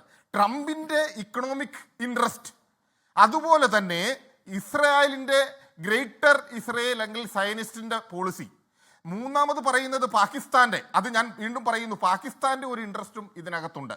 നമ്മൾ ജിയോ പൊളിറ്റിക്സ് പ്രസന്റ് സിനാരിയോ വായിച്ചു കഴിയുമ്പോൾ അല്ലെങ്കിൽ നോക്കിക്കഴിയുമ്പോൾ തീർച്ചയായിട്ടും ഒക്കുപ്പൈഡ് കാശ്മീരിലും പ്രശ്നങ്ങളാണ്. അത് ആ ഒരു രീതിയിലൂടെ വരികയാണ്. അങ്ങനെ വരുമ്പോഴേക്കും ഈ ഏരിയ മൊത്തം വൺ ലീഡ് ടു അനദർ. അത് ഇതിനു മുമ്പ് ഒരു ചർച്ചയിൽ ഞാൻ പറഞ്ഞു, എന്തുകൊണ്ട് പാകിസ്ഥാൻ കൂടുതൽ അമേരിക്കയ്ക്ക് ഓശാന പറഞ്ഞ് അമേരിക്കയ്ക്ക് വേണ്ടി മധ്യസ്ഥത പല രീതിയിൽ, അതായത് ഒരു സമയത്ത് പാകിസ്ഥാനോട് പറഞ്ഞ് നിങ്ങൾ ഇസ്രയേലിൻ്റെ ഏജന്റ് ആണെന്ന് പറഞ്ഞ് കളിയാക്കിയിട്ട് പോലും വീണ്ടും മൈൻഡ് ചെയ്യാതെ തിരിച്ചു എന്ന് ആ ഒരു മെമ്മോറാണ്ടം ഓഫ് അണ്ടർസ്റ്റാൻഡിങ്ങിലോട്ട് കൊണ്ടുവന്നതാണ്. അത് അവരുടെ ആവശ്യമായിരുന്നു. ആവശ്യം എന്താണ്? കാര്യം ഇന്ത്യയുമായിട്ടുള്ള ഒരു പ്രസന്റ് സിറ്റുവേഷനിൽ അവർ അങ്ങേയറ്റം ടെൻഷനിലാണ്.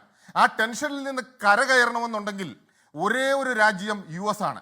US-ൻ്റെ ബ്ലെസ്സിങ് ഇല്ലാതെ ഇന്ത്യയെ കൺട്രോൾ ചെയ്ത് നിർത്താൻ വേറെ ആർക്കും പറ്റില്ല. അപ്പോൾ അവർ പിടിച്ച കൊമ്പ് പുളിങ്കൊമ്പ് എന്നുള്ള രീതിയിൽ അവർ US-നെ നല്ല രീതിയിൽ യൂട്ടിലൈസ് ചെയ്യാനുള്ള ഒരു സാഹചര്യമാണ് വന്നിരിക്കുന്നത്. ഇല്ല എന്നുണ്ടെങ്കിൽ റിവർ നദീജല തർക്കത്തിലാണെങ്കിൽ പോലും വളരെ അഡമൻ്റാണ്. അതുപോലെ തന്നെ ഒക്കുപ്പൈഡ് കാശ്മീരിലുള്ളവർ നമ്മുടെ ഇന്ത്യയിൽ നിന്ന് സഹായം വരെ അഭ്യർത്ഥിച്ചിട്ടുണ്ട്. This is a right time to interfere. അതുപോലെ തന്നെ ഇവിടെയുള്ള ഒരു ഇന്ത്യയിൽ തന്നെ ഒരു പൊതുവികാരം എന്ന് പറയുന്നത് നമ്മളുടെ കയ്യിൽ നിന്ന് പോയിട്ടുള്ള സ്ഥലം തിരിച്ചു പിടിക്കാൻ പറ്റിയ ഒരു അവസരം കൂടിയാണ്. അപ്പം ഇതെല്ലാം കൂടി ഒന്ന് കൂട്ടി വായിക്കുമ്പോൾ ഈ ഇസ്രയേലിൻ്റെ ഇൻട്രസ്റ്റ്, US-ന്റെ ഇൻട്രസ്റ്റ്, അതിൽ US-ന്റെ ഇൻട്രസ്റ്റ് തുലവും പരാജയപ്പെട്ടു. കാര്യം ഇക്കണോമിക് ഇൻട്രസ്റ്റ് ആയിരുന്നു. ആ ഇക്കണോമിക് ഇൻട്രസ്റ്റ് ഞാൻ ഈ മിഡിൽ ഈസ്റ്റിലെ കൂടി ഓയിൽ കൺട്രോൾ ചെയ്ത് കഴിഞ്ഞാൽ തീർച്ചയായിട്ടും എല്ലാ രീതിയിലും നമ്പർ 1 എന്നുള്ള രീതിയിലുള്ള ആ ഒരു കൺസെപ്റ്റിലോട്ടാണ് ഇത് വന്നിരിക്കുന്നത്. അപ്പോൾ അമേരിക്കയെ സംബന്ധിച്ചിടത്തോളം ഇറാനെ ടോട്ടലി പരാജയപ്പെടുത്താൻ ഒരു കാരണവശാലും പറ്റില്ല. ഒരേ ഒരു വഴി മാത്രമേ ഉള്ളൂ. അവർ ഉപയോഗിക്കാവുന്ന, അതായത് US-ന്റെ കയ്യിലുള്ള എല്ലാവിധ ആയുധങ്ങളും ഇൻക്ലൂഡിങ് ദ ബങ്കർ ബസ്റ്റർ വരെ ഉപയോഗിച്ച് അവർ മാക്സിമം യൂട്ടിലൈസ് ചെയ്ത് കഴിഞ്ഞു. മാക്സിമം പ്രഹരം കഴിഞ്ഞു. ഇനിയുള്ളത് ന്യൂക്ലിയർ പവർ മാത്രമാണ്. ആ ന്യൂക്ലിയർ പവർ ആ ഒരു ലെവലിലോട്ട് ഒരു കാരണവശാലും അവർ പോകില്ല, ആ ഒരു സ്റ്റാൻഡ് എടുക്കില്ല. അപ്പോൾ തീർച്ചയായിട്ടും പിന്നെ അൾട്ടിമേറ്റ് റിസൾട്ട് എന്താ വരാൻ പോകുന്നത്? ഇറാൻ തീർച്ചയായിട്ടും തരകൻ സാറ് പറഞ്ഞതുപോലെ തന്നെ നിയർ ബൈ പ്ലേസിലാണ് അറ്റാക്ക് ചെയ്യുന്നത്. അവർ അമേരിക്കയാണ് അറ്റാക്ക് ചെയ്യുന്നത്. അമേരിക്കൻ ബേസ് ആണ്. അതായത് മിഡിൽ ഈസ്റ്റിലെ ചെറിയ ചെറിയ രാജ്യങ്ങളെ അറ്റാക്ക് ചെയ്യുന്നു എന്ന് പറഞ്ഞ് നമുക്കതിന് വിശ്വസിക്കാൻ പറ്റില്ല. കാര്യം ഡേ 1 മുതൽ അവർ പറഞ്ഞു അവർ 7ാം കടലിനക്കരെയുള്ള US-ലോട്ട് അറ്റാക്ക് ചെയ്യാൻ ഇറാനെ സംബന്ധിച്ചിടത്തോളം പ്രയാസമാണ്. എല്ലാവിധ ഇവരുടെ കയ്യിലുള്ള വെപ്പന്റെ റേഞ്ചിന് പുറത്താണിത്. അപ്പോൾ തീർച്ചയായിട്ടും ഇവർക്ക് ചെയ്യാൻ പറ്റുന്നത് എന്താണ്? നിയർ ബൈ പ്ലേസിൽ അറ്റാക്ക് ചെയ്യുക. അതിനുള്ള റീസണും ഉണ്ട്. കാര്യം എന്തുകൊണ്ട് അവർ അമേരിക്കൻ ബേസ് ഉണ്ടാക്കി കൊടുക്കുന്നു ഈ ഗൾഫ് കൺട്രീസ്, ഈ GCC കൺട്രീസ്? അവർ ഇനി പുനർവിചിന്തനം നടത്തേണ്ട ഒരു സമയം കഴിഞ്ഞു. അപ്പം അമേരിക്കൻ അസറ്റുകൾക്ക് നേരെയാണെന്ന് പറയുമ്പോഴും അവിടെ ഉണ്ടാകുന്ന അസമാധാനം നമ്മുടെ കൂടെ അസമാധാനമായി മാറുന്നു. ഇപ്പം നമുക്കിവിടെ എണ്ണവില കൂടുന്നു, നമുക്കിവിടെ പാചകവാതക നിയന്ത്രണം ഉണ്ടാകുന്നു എന്നതിനേക്കാൾ കൂടുതൽ പ്രവാസി സഹോദരങ്ങളുടെ ആശങ്ക നമ്മുടെ കൂടി നേർക്കുന്ന അതാണല്ലോ നമ്മുടെ ഇതിലെ ആത്യന്തിക പ്രയോറിറ്റി. പക്ഷേ PM നാരായണൻ അത് നമ്മുടെ പ്രയോറിറ്റി തന്നെയാണ്, തർക്കമില്ല. ഇപ്പോൾ ആയത്തുള്ള അലി ഖമനയുടെ സംസ്കാര ചടങ്ങ് പോലും ഇറാൻ എന്ന രാജ്യം അതിൻ്റെ മൈറ്റ് ആൻഡ് പ്രൈഡ്, അതിൻ്റെ ദേശസ്നേഹം, അതിൻ്റെ നേതാവിനുള്ള കൂറ് ഒക്കെ പ്രകടിപ്പിക്കാനുള്ള വേദിയാക്കി മാറ്റി. അതിൽ രാഷ്ട്രങ്ങൾ പങ്കെടുക്കുന്നത് വിലക്കാൻ വിരട്ടുമായി അമേരിക്ക ഇറങ്ങി. സംസ്കാര ചടങ്ങിലേക്ക് ആളുകൾ എത്തുന്നത് തടയാൻ അതിൽ ആളെത്തുന്നത് പോലും PM നാരായണൻ അമേരിക്കയ്ക്ക് അസഹിഷ്ണുതയാണ്. പ്രധാനപ്പെട്ട റെയിൽവേ പാലം പൊളിച്ചു. എന്നിട്ടും ഇസ്രായേൽ ആക്രമിക്കുന്ന ഒരു രാജ്യത്തിലേക്ക് ഇന്ത്യ, റഷ്യ, ചൈന അടക്കം പ്രധാനപ്പെട്ട രാഷ്ട്രങ്ങളുടെ സാന്നിധ്യം അവിടെ ഉണ്ടായി. ഒരു തരംപിരി ഞങ്ങൾ പതറിയിട്ടില്ലെന്ന പ്രഖ്യാപനം ഇറാൻ നടത്തുന്നുണ്ട്. പക്ഷേ അമേരിക്ക നടന്ന ആക്രമണത്തിന് GCC രാഷ്ട്രങ്ങളിലേക്ക്, ഈവൻ അമേരിക്കൻ അസറ്റുകളിലേക്കാണ് എന്ന് പറയുമ്പോൾ പോലും ആ സ്ട്രാറ്റജി എത്ര നാൾ തുടർന്നുകൊണ്ട് പോകാൻ കഴിയും ഇറാന്? PM നാരായണൻ. ഇത് ഇറാനെ സംബന്ധിച്ചിടത്തോളം ഈ 1979 ശേഷമുള്ള ഏറ്റവും കരുത്തായിട്ടുള്ളൊരു ഒരു ലെവലിൽ നിന്നുകൊണ്ടാണ് ഇപ്പോൾ ഇറാൻ സംസാരിച്ചുകൊണ്ടിരിക്കുന്നത്. അത് പറയാനുള്ള കാരണം ഇറാനും ഇറാഖും തമ്മിൽ എത്രയോ കാലം യുദ്ധം ചെയ്ത ഒരു കഥ നമുക്കെല്ലാം അറിയാവുന്നതാണ്. പക്ഷേ ഈ ഖമേനിയുടെ ഖബറടക്ക സമയത്ത് ഇറാഖിലടക്കം ഇറാൻ്റെ ഷിയ മേഖലയിൽ മൊത്തം, ആ മേഖലയിലെ വെസ്റ്റ് ഏഷ്യയിലെ ഷിയ മേഖലയിൽ മൊത്തം അതിൻ്റെ അനുരണങ്ങൾ ഉണ്ടായിട്ടുണ്ടെന്നും മൊത്തം വലിയ രീതിയിലുള്ളൊരു കൺസോളിഡേഷൻ, ഷിയ കൺസോളിഡേഷൻ ആ മേഖലയിൽ ഉണ്ടായിട്ടുണ്ട് എന്നുള്ളത് ലോകരാജ്യങ്ങളെല്ലാം തിരിച്ചറിയുന്നുണ്ട്. അത് ഒന്ന്. രണ്ട്, ഈ അമേരിക്കയുടെ ഈ മേഖലയിലെ ഒരു സ്ട്രാറ്റജി എന്നത് തന്നെ ഷിയ സുന്നി ഡിവിഷൻ എന്നുള്ളതായിരുന്നു. അതിലും വലിയ രീതിയിലുള്ള ക്രാക്സ് ഇപ്പോൾ വരുന്നുണ്ട്. ഇത് കൂടാതെ നമ്മളെല്ലാം തെറ്റിദ്ധരിക്കുന്ന ഒരു കാര്യം, അമേരിക്കയുടെ മിലിറ്ററി ആസ്ഥാനങ്ങൾ മാത്രമല്ല ഇറാൻ ആക്രമിക്കുന്നത്. അമേരിക്കയുടെ താല്പര്യങ്ങൾ എന്ന് പറഞ്ഞത് കേവലം മിലിറ്ററിയിൽ ഒതുങ്ങുന്നില്ല. അമേരിക്കയുടെ മൊത്തം ഒരു തരത്തിലുള്ള കോർപ്പറേറ്റ് താല്പര്യങ്ങളുണ്ട് അതിനകത്ത്. അതായത് എൻ്റർടൈൻമെൻറ്റ് താല്പര്യങ്ങളുണ്ട്, സ്പോർട്സ് താല്പര്യങ്ങളുണ്ട്. മൊത്തം സൗദി അറേബ്യ അല്ലെങ്കിൽ UAE എല്ലാം കഴിഞ്ഞ കുറേ വർഷങ്ങളായി നമ്മൾ മാറുന്നത് നമ്മൾ കണ്ടിട്ടുണ്ട്. അത് സ്വാഭാവികമാണ് താനും. കാരണം ഓയിലിൻ്റെ ഒരു ബാർഗെയിനിങ് ശക്തി എന്നുള്ളത് കുറച്ച് വർഷങ്ങളായിട്ട് കുറഞ്ഞു വരുന്നത് നമ്മൾ കണ്ടിട്ടുണ്ട്. അതിനനുസരിച്ച് ആ മേഖലയിലാകെ വലിയ രീതിയിലുള്ള ഇക്കണോമിക് ആൻഡ് സോഷ്യൽ മാറ്റങ്ങൾ, ഡെവലപ്മെൻറ്റ്സ് വരുന്നുണ്ട്. ആ താല്പര്യങ്ങളെ കൂടിയാണ് ഇപ്പോൾ ഈ ഇറാൻ ലക്ഷ്യം വെക്കുന്നത്. അതിനർത്ഥം ഈ മേഖലയിൽ ഒരു സാംസ്കാരികമായിട്ടുള്ള കൈപ്പിടുത്തം അമേരിക്ക ഉണ്ടാവുന്നുണ്ടെങ്കിൽ അതിനെതിരെയുള്ള ഒരു നീക്കം നടക്കുന്നുണ്ട്. അതുമാത്രവുമല്ല, ഈ മിലിറ്ററി ഇൻസ്റ്റലേഷനിലുള്ള നീക്കങ്ങൾ, ആക്രമണം നടക്കുന്നുണ്ട്. ഇത് ഇൻഡയറക്റ്റ്ലി എന്താണ് ചെയ്യുന്നതെങ്കിൽ ആ മേഖലയെ വലിയ രീതിയിലുള്ളൊരു കൺസോളിഡേഷനിലേക്ക് കൊണ്ടുപോകുന്നുണ്ട്. ഇത് അമേരിക്കയ്ക്ക് അറിയുന്നുണ്ട്. ഇത്രയും കാലം ഇതൊരു യുദ്ധം എന്നത് ഇസ്രായേൽ ഇറാൻ യുദ്ധമായിരുന്നു. ആ മേഖലയിൽ കഴിഞ്ഞൊരു 40 വർഷത്തെ ചരിത്രം എടുത്ത് പരിശോധിക്കുകയാണെങ്കിൽ ഈ ഇറാൻ പ്രശ്നം എന്നത് ഇസ്രായേലും ഇറാനും മാത്രമായിട്ടുള്ള പ്രശ്നമായിരുന്നു. അതിലിടയ്ക്കിടയ്ക്ക് അമേരിക്ക ഇടപെട്ട് ഈ ന്യൂക്ലിയർ ടെസ്റ്റിനെല്ലാം അല്ലെങ്കിൽ ന്യൂക്ലിയർ നിരീക്ഷകരെ എല്ലാം ഇറാനിലേക്ക് അയക്കുകയും അതിനൊരു പാസിഫൈ ആയി കൊണ്ടുപോകുന്നതാണ്. അതിൻ്റെ ഒരു കൾമിനേഷനാണ് 2016 ഒബാമ ഇറാനുമായി ഒപ്പിട്ട് നിർത്തിയത്. അതോടുകൂടെ ആ പ്രശ്നം അവസാനിക്കേണ്ടതായിരുന്നു. പക്ഷേ അവിടെ നിന്നാണ് ഇപ്പോൾ ട്രംപ് ഈ എന്താ പറയുക, നമ്മൾ ഈ കുടത്തിൽ നിന്നും ഭൂതത്തെ പുറത്തെടുത്ത് ആ മേഖലയിലാകെ പടർത്തിയിരിക്കുന്നത്.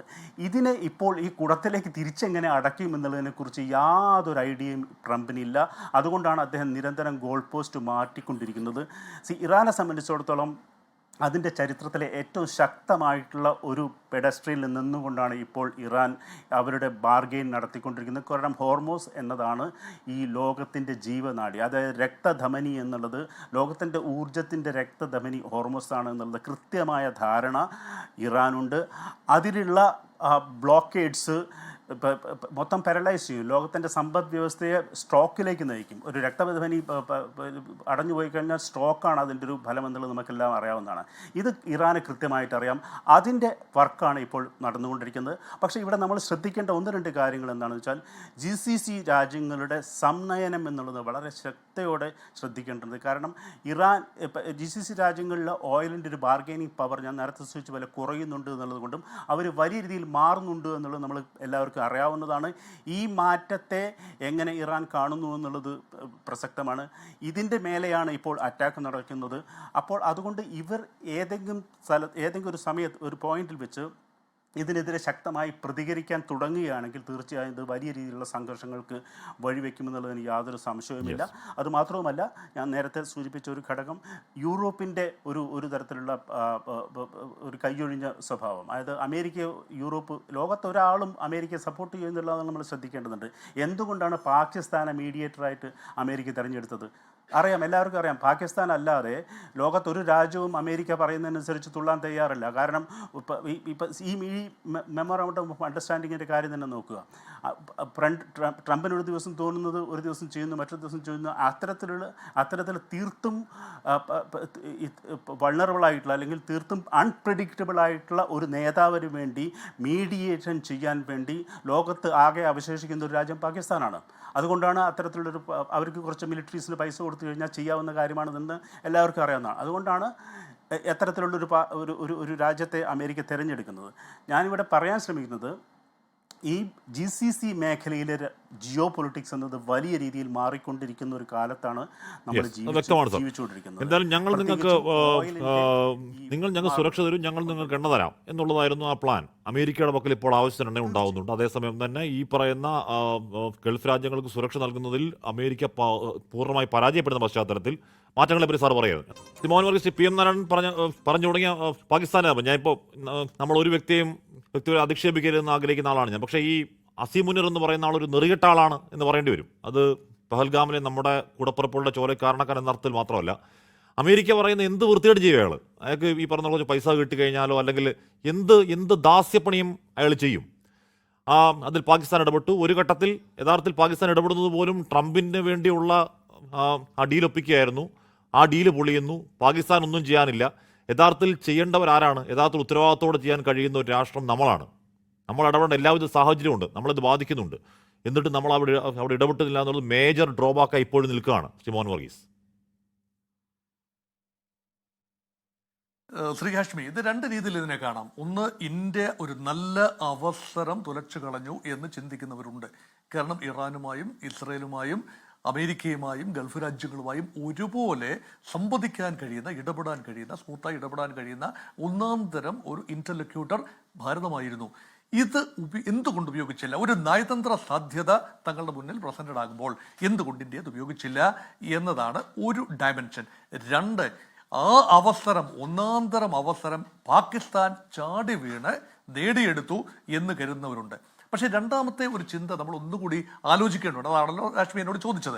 ഇവിടെ പാകിസ്ഥാൻ ഒരു അവസരം കാത്തിരിക്കുകയായിരുന്നു. തങ്ങളുടെ തീവ്രവാദികളെ സപ്പോർട്ട് ചെയ്യുന്ന ആ പാക് ഭരണകൂടത്തിന് ഒരു ലെജിറ്റിമസി നേടിയെടുക്കാൻ പാകിസ്ഥാൻ വല്ലാതെ ആഗ്രഹിച്ചുകൊണ്ടിരിക്കുകയായിരുന്നു. അത് ഉർവശി ചാപ ഉപകാരമെന്നുള്ള നിലയിൽ അത് വീണ് കിട്ടിയ ഒരു അവസരമായി കാണുന്നു. അസിം മുനീറിനെ മാസങ്ങളോളം എടുത്ത് ഡൊണാൾഡ് ട്രംപ് വ്യക്തിപരമായി അസിം മുനീറിനെ കൾട്ടിവേറ്റ് ചെയ്തെടുക്കുകയായിരുന്നു എന്ന് നമ്മൾ നിരീക്ഷിച്ചാൽ അറിയാം. കാരണം എത്ര സന്ദർശനങ്ങളാണ് Pakistan military general field marshal Asim Munir എത്ര പ്രാവശ്യമാണ് ഇതിനു മുൻപ് അമേരിക്കയിൽ പോയത്? ഇതുമായി യാതൊരു ബന്ധവുമുള്ള യാത്രകളായിരുന്നില്ല. പക്ഷേ ഒരു സൈനിക മേധാവിക്കും, ഒരു രാജ്യത്തിൻ്റെയും സൈനിക മേധാവിക്കും നൽകാത്ത അത്ര പരിഗണന മിസ്റ്റർ അസിം മുനീർ എന്ന വ്യക്തിക്ക് ഡൊണാൾഡ് ട്രംപ് നൽകി. നാളുകളിൽ അദ്ദേഹത്തെ ഉപയോഗിക്കാൻ കഴിയും. അതൊരു തിരിച്ചറിവിൻ്റെ ഒരു സൂചന കൂടിയാണ്. അമേരിക്കയ്ക്ക് യൂറോപ്യൻ രാജ്യങ്ങളെ മുൻകാലത്തേതുപോലെ നമ്പാനാവുന്നില്ല. നോക്കൂ, നെയ്റ്റോ ആയിരുന്നു ഒന്നാം ഗൾഫ് യുദ്ധത്തിൽ അമേരിക്കയോടൊപ്പം ഉണ്ടായിരുന്നത്. യൂറോപ്യൻ രാജ്യങ്ങൾ, അമേരിക്കയുടെ നെയ്റ്റോ പങ്കാളികൾ ഫ്രാൻസും ബ്രിട്ടനും ജർമ്മനിയും ഇറ്റലിയും എല്ലാം ഉണ്ടായിരുന്നു. രണ്ടാം ഗൾഫ് യുദ്ധത്തിലും സദ്ദാം ഹുസൈനെ ആത്യന്തികമായി ഫിനിഷ് ചെയ്ത് രണ്ടാമത്തെ ഗൾഫ് യുദ്ധത്തിലും കുവൈറ്റ് യുദ്ധത്തിലും നെയ്റ്റോ ഫോഴ്സസ് ആണ് യുദ്ധം ചെയ്തത്. പക്ഷെ ഇപ്പോൾ നോക്കൂ, അമേരിക്ക ഒറ്റയ്ക്കാണ്. അതുകൊണ്ടാണ് അമേരിക്ക വല്ലാതെ ഖിന്നരാണ്. ഡൊണാൾഡ് ട്രംപ് നേതൃത്വം നൽകുന്ന ഒരു ക്രമത്തോട് പൂർണ്ണമായി യോജിച്ചുകൊണ്ടല്ല യൂറോപ്യൻ രാജ്യങ്ങൾ നിൽക്കുന്നത്. അത് യൂറോപ്യൻ ഇക്കണോമിക് കമ്മ്യൂണിറ്റി ആയിക്കൊള്ളട്ടെ, നെയ്റ്റോ ആയിക്കൊള്ളട്ടെ, അങ്ങനെയാണ് നിൽക്കുന്നത്. അതിനുള്ള ധീരസം കഴിഞ്ഞ ആഴ്ച തുർക്കിയിലെ അങ്കാറയിൽ വെച്ച് നെയ്റ്റോ സമ്മിറ്റിൽ ഇവിടെ കപ്പലിൽ നമ്മുടെ 3 പൗരന്മാർ കൊല്ലപ്പെടുന്ന സാഹചര്യം ഉണ്ടായി. അമേരിക്കൻ ആക്രമണത്തിലാണ് കൊല്ലപ്പെട്ടത്. നമുക്ക് ശക്തമായ പ്രതിഷേധം ഉയർത്താനുള്ള സമയമുണ്ടായിരുന്നു. ഞാൻ പറഞ്ഞു വന്നത്, നമ്മൾ ഈ പറയുന്ന വൈറ്റ് ഹൗസിലേക്ക് ട്രംപിന്റെ ദാസ്യവേലയ്ക്ക് വേണ്ടി പരവതാനി നടന്നു പോകുന്ന അസിം മുനീറിനെ പോലെ ആവുമല്ലോ നമ്മുടെ ഇടപെടൽ. നമ്മൾ അമേരിക്കയുമായും ഈ പറഞ്ഞ ഇസ്രായേലുമായും ഗൾഫ് രാഷ്ട്രങ്ങളൊക്കെയായും ഇറാനുമായി പാകിസ്ഥാനേക്കാളുള്ളതിനേക്കാൾ എത്ര ചരിത്രപരമായ ബന്ധമാണ് നമുക്കുള്ളത്. നമ്മുടെ കോടിക്കണക്കിന് അസറ്റ് അവിടെ ചബഹാറിൽ കിടക്കുകയാണ്. നമുക്ക് ഇടപെടാനുള്ള പൂർണ്ണമായ അവകാശമുണ്ട്. ഇടപെടാൻ കഴിയുന്ന എല്ലാവിധ പശ്ചാത്തലവും സാഹചര്യവും നമുക്ക് ബന്ധങ്ങളും ചരിത്രപരമായി എല്ലാവരുമായിട്ടുണ്ട്. നമ്മൾ ഇടപെടേണ്ടവരാണ് അവിടെ, അല്ലേ? തീർച്ചയായും നമ്മൾ ഇടപെടേണ്ടവരാണ്. നേരിട്ടുള്ള ഇടപെടലല്ല ഉദ്ദേശിക്കുന്നത്, ആംഡ് ഇടപെടലല്ല, മറിച്ച് നേരിട്ടുള്ള നയതന്ത്രവുമല്ല. പക്ഷേ സാഹചര്യം ഒരുക്കുന്നതിൽ ഇന്ത്യക്ക് അമാന്തം പറ്റി എന്ന് ചിന്തിക്കുന്നവരുണ്ട്. യഥാർത്ഥത്തിൽ എന്താണ് വേണ്ടിയിരുന്നത്? ഈ ചില കാര്യങ്ങളിൽ പ്രതികരിക്കേണ്ട സമയത്ത് പ്രതികരിക്കണമായിരുന്നു. അയത്തുള്ള അലി ഖൊമനി മരിച്ചതിന് ശേഷം ഒരാഴ്ച കഴിഞ്ഞിട്ടാണ് ഇറാൻ എംബസിയിലെ ഉദ്യോഗസ്ഥരെ വിളിച്ച്, അല്ലെങ്കിൽ ആ എംബസിയിലെ പുസ്തകത്തിൽ നമ്മൾ അനുശോചനം ഫോർമലായി രേഖപ്പെടുത്തിയത്. അത് കാലവിളംബമാണ്. അത് ഇറാൻ അതൊരു വലിയ വിഷയമായി എടുത്തു കാണില്ല. അത് മാത്രമല്ല, നാവിക അഭ്യാസത്തിനായി വിശാഖപട്ടണത്ത് എത്തിയ 3 ഇറാൻ കപ്പലുകളിൽ ഒരെണ്ണം തിരിച്ചു പോകുന്ന വഴിക്ക് അമേരിക്ക ബോംബ് ചെയ്തു. ഇന്ത്യക്ക് എന്ത് ചെയ്യാൻ സാധിച്ചു? ഇന്ത്യക്ക് മുൻകൂട്ടി വാർണിംഗ് കൊടുക്കാൻ സാധിച്ചോ? അവരെ രക്ഷിക്കാനുള്ള ശ്രമം നടത്താൻ സാധിച്ചോ? ഒന്നും സാധിച്ചില്ല. നോക്കി നിൽക്കേണ്ടി വരുന്നു. പക്ഷേ വൈകിയെത്തിയ വിവേകം എന്ന നിലയിൽ ഒരു കപ്പലിന് കൊച്ചിയിൽ അഭയം നൽകാൻ സാധിച്ചു എന്നത് ഒരു ചെറിയ കോൺസലേഷനാണ്. അതുപോലെ ഈ ഇറാന്റെ പരമോന്നത നേതാവിന്റെ ശവസംസ്കാര ചടങ്ങിൽ ക്ഷണം ലഭിച്ചു. ഇന്ത്യൻ പ്രധാനമന്ത്രിക്കാണ് ഇറാന്റെ പ്രസിഡന്റ് ക്ഷണം നൽകിയത്. പക്ഷേ ഒരു പ്രതിനിധി സംഘത്തെ ഇന്ത്യയുടെ വിദേശകാര്യ സഹമന്ത്രിയും ബീഹാർ സംസ്ഥാനത്തെ ഗവർണറും പോയി. അതൊരു ചെറിയ ഒരു സിംബോളിക് ജസ്റ്ററാണ്. മാറി നിന്നു എന്ന് വരുന്നില്ല, പോകുന്നു. പക്ഷെ പരിമിതപ്പെടുകയാണ്. അതാണ് നേരത്തെ ശ്രീ പി എം നാരായൺ പറഞ്ഞ ഒരു ബാലൻസിങ് ആക്ട്. ഇന്ത്യ ചെയ്യുന്നത് ഒരു ഗ്രേറ്റ് ടൈറ്റ് റോപ്പ് വാക്കാണ്. അമേരിക്കയെ പിടക്കാൻ കഴിയില്ല. ഒരു വലിയ വ്യാപാര കരാറിന്റെ ഒരു വക്കിൽ നിൽക്കുകയാണ്. അത് വരാൻ പോകുന്ന, ഇന്ത്യയുടെ ഭരണകൂടം വിചാരിക്കുന്ന വരാൻ പോകുന്ന വലിയ മഹാഭാഗ്യം, അല്ലെങ്കിൽ വലിയ ഭൂമുഖത്ത് വന്ന് കയറുന്ന ഐശ്വര്യത്തെ പിൻകാലുകൊണ്ട് തള്ളിക്കളയുന്നത് ശരിയല്ലല്ലോ എന്ന് ചിന്തിക്കുന്ന ഒരു ഭരണകൂടം. പക്ഷെ അതാണോ യാഥാർത്ഥ്യം? ചില കാര്യങ്ങളിൽ നമ്മൾ സ്ട്രാറ്റജിക് ഓട്ടോണമി എന്നാണല്ലോ നമ്മുടെ വിദേശ നയത്തിന്റെ പേര് ഇപ്പോൾ പറയുക. അപ്പോൾ തന്ത്രപരമായ പരമാധികാരം ഉപയോഗിച്ച് ഇന്ത്യൻ കപ്പൽ ആക്രമണ വിധേയമായി, ഒന്നല്ല പലവട്ടം, കഴിഞ്ഞ ദിവസവും ഇന്ത്യൻ കപ്പൽ ആക്രമണ വിധേയമായി. നമ്മുടെ ആ ഒരു പ്രതികരണത്തിന്റെ തോത് വളരെ മയമുള്ള, മിതത്വം ഉള്ള ഒരു പ്രതികരണമാണ്. അത് തന്ത്രപരമായ പ്രതികരണമാണെന്നൊക്കെ പറയുമ്പോഴും ഇന്ത്യയുടെ വർദ്ധിച്ചു വരുന്നൊരു പ്രസക്തിയും ഗ്ലോബൽ കമ്മ്യൂണിറ്റിയിൽ ഇന്ത്യയുടെ സ്റ്റേച്ചറിന്റെ സൂചനയാണ്. ഉറപ്പായും സ്ട്രാറ്റജിക് ഓട്ടോണമി എന്ന് നമ്മൾ പറയുമ്പോഴും അവിടെ അമേരിക്കയുടെ തലവന്റെ പേര് ട്രംപ് എന്നാണ്. അയാൾ നമ്മുടെ പ്രധാനമന്ത്രി നരേന്ദ്രമോദിയെ മൈ ഫ്രണ്ട് എന്ന് വിളിക്കും. പാകിസ്ഥാനിൽ പോയി അവിടുത്തെ പ്രധാനമന്ത്രി മൈ ഫ്രണ്ട് എന്ന് വിളിക്കും. ഏറ്റവും ഗംഭീരമായ ഗംഭീര മനുഷ്യന്മാരാണ് അസിം മുനീറും മറ്റേ അവിടുത്തെ പ്രധാനമന്ത്രിയും എന്ന് പറയും. അങ്ങനെ അമേരിക്കയ്ക്ക് അപ്പം കാണുമ്പോൾ ഉള്ള വിളിയാണ്. അവരുടെ രാഷ്ട്ര താല്പര്യം മാത്രമേ, രാഷ്ട്ര താല്പര്യമാണ് ട്രംപിന്റെ താല്പര്യം, അത് മാത്രമേ ഉള്ളൂ എന്നുള്ളതാണ് യാഥാർത്ഥ്യം. ജേക്കബ് തരകൻ, ഇവിടെ നമ്മൾ തുടക്കത്തിൽ പറഞ്ഞതുപോലെ ഇറാന്റെ ന്യൂക്ലിയർ പ്രോഗ്രാം ആണല്ലോ. എൻറിച്ച്ഡ് യുറേനിയം പിടിച്ചെടുക്കുന്നു പറഞ്ഞാൽ എവിടെയും എത്തിയിട്ടില്ല. അത് ആ രാഷ്ട്രത്തിൽ തന്നെ ഉണ്ട്. എന്നാൽ ഇറാൻ അവരുടെ ന്യൂക്ലിയർ പ്രോഗ്രാം മുന്നോട്ടേക്ക് IAEA അനുവാദം കൊടുക്കുമെന്ന് ചോദിക്കുമ്പോഴേക്കും അനുവാദം ഒക്കെ ഉണ്ട്, പക്ഷേ ഞങ്ങളുടെ നദാൻസിലേക്കോ ഞങ്ങളുടെ ഫോർദോയിലേക്കോ ഞങ്ങളുടെ 3ാമത്തെ സൈറ്റിലേക്കോ IAEAക്ക് പ്രവേശനമില്ല എന്ന് വളരെ വ്യക്തമായി തന്നെ അറാക്ചി പറയുന്നുണ്ട്. ഇപ്പോഴും ഇറാന്റെ ന്യൂക്ലിയർ പ്രോഗ്രാം എന്താണെന്നുള്ളത് ബ്ലാക്കിൽ നിൽക്കുകയാണ്. ഈ പറഞ്ഞ ബാക്കി രാഷ്ട്രങ്ങൾക്കൊന്നും അറിയില്ല.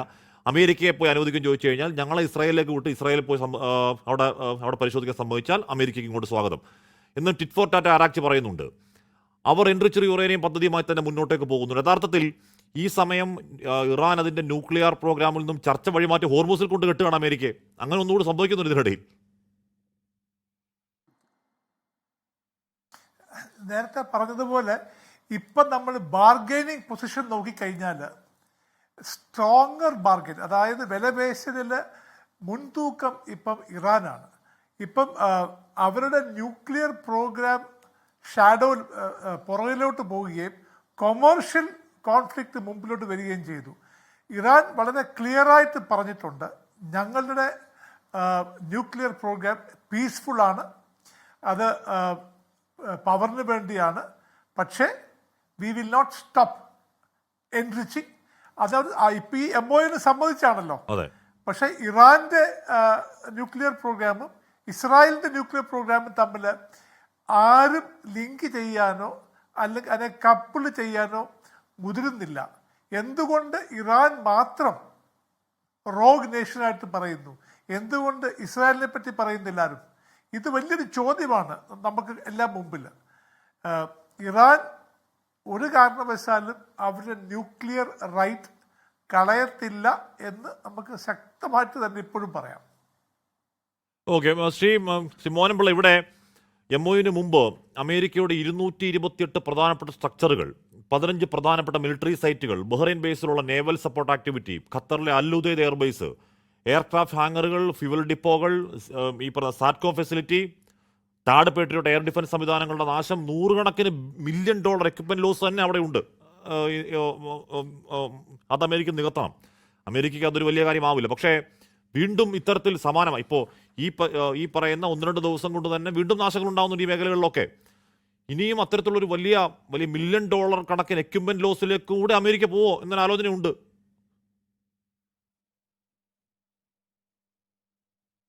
തീർച്ചയായിട്ടും അത് അശ്മി, ഇതിനകത്ത് ജനറൽ തരൻ സാറിന് വളരെ ബേസിക്കായിട്ട് അറിയാം. അതായത് പ്രിൻസിപ്പിൾ ഓഫ് വാറിൻ്റെ ഏറ്റവും ഫണ്ടമെൻ്റലായിട്ടുള്ള ഒരു പ്രിൻസിപ്പിളാണ് ഇക്കോണമി ഓഫ് എഫേർട്ട് എന്ന് പറയും.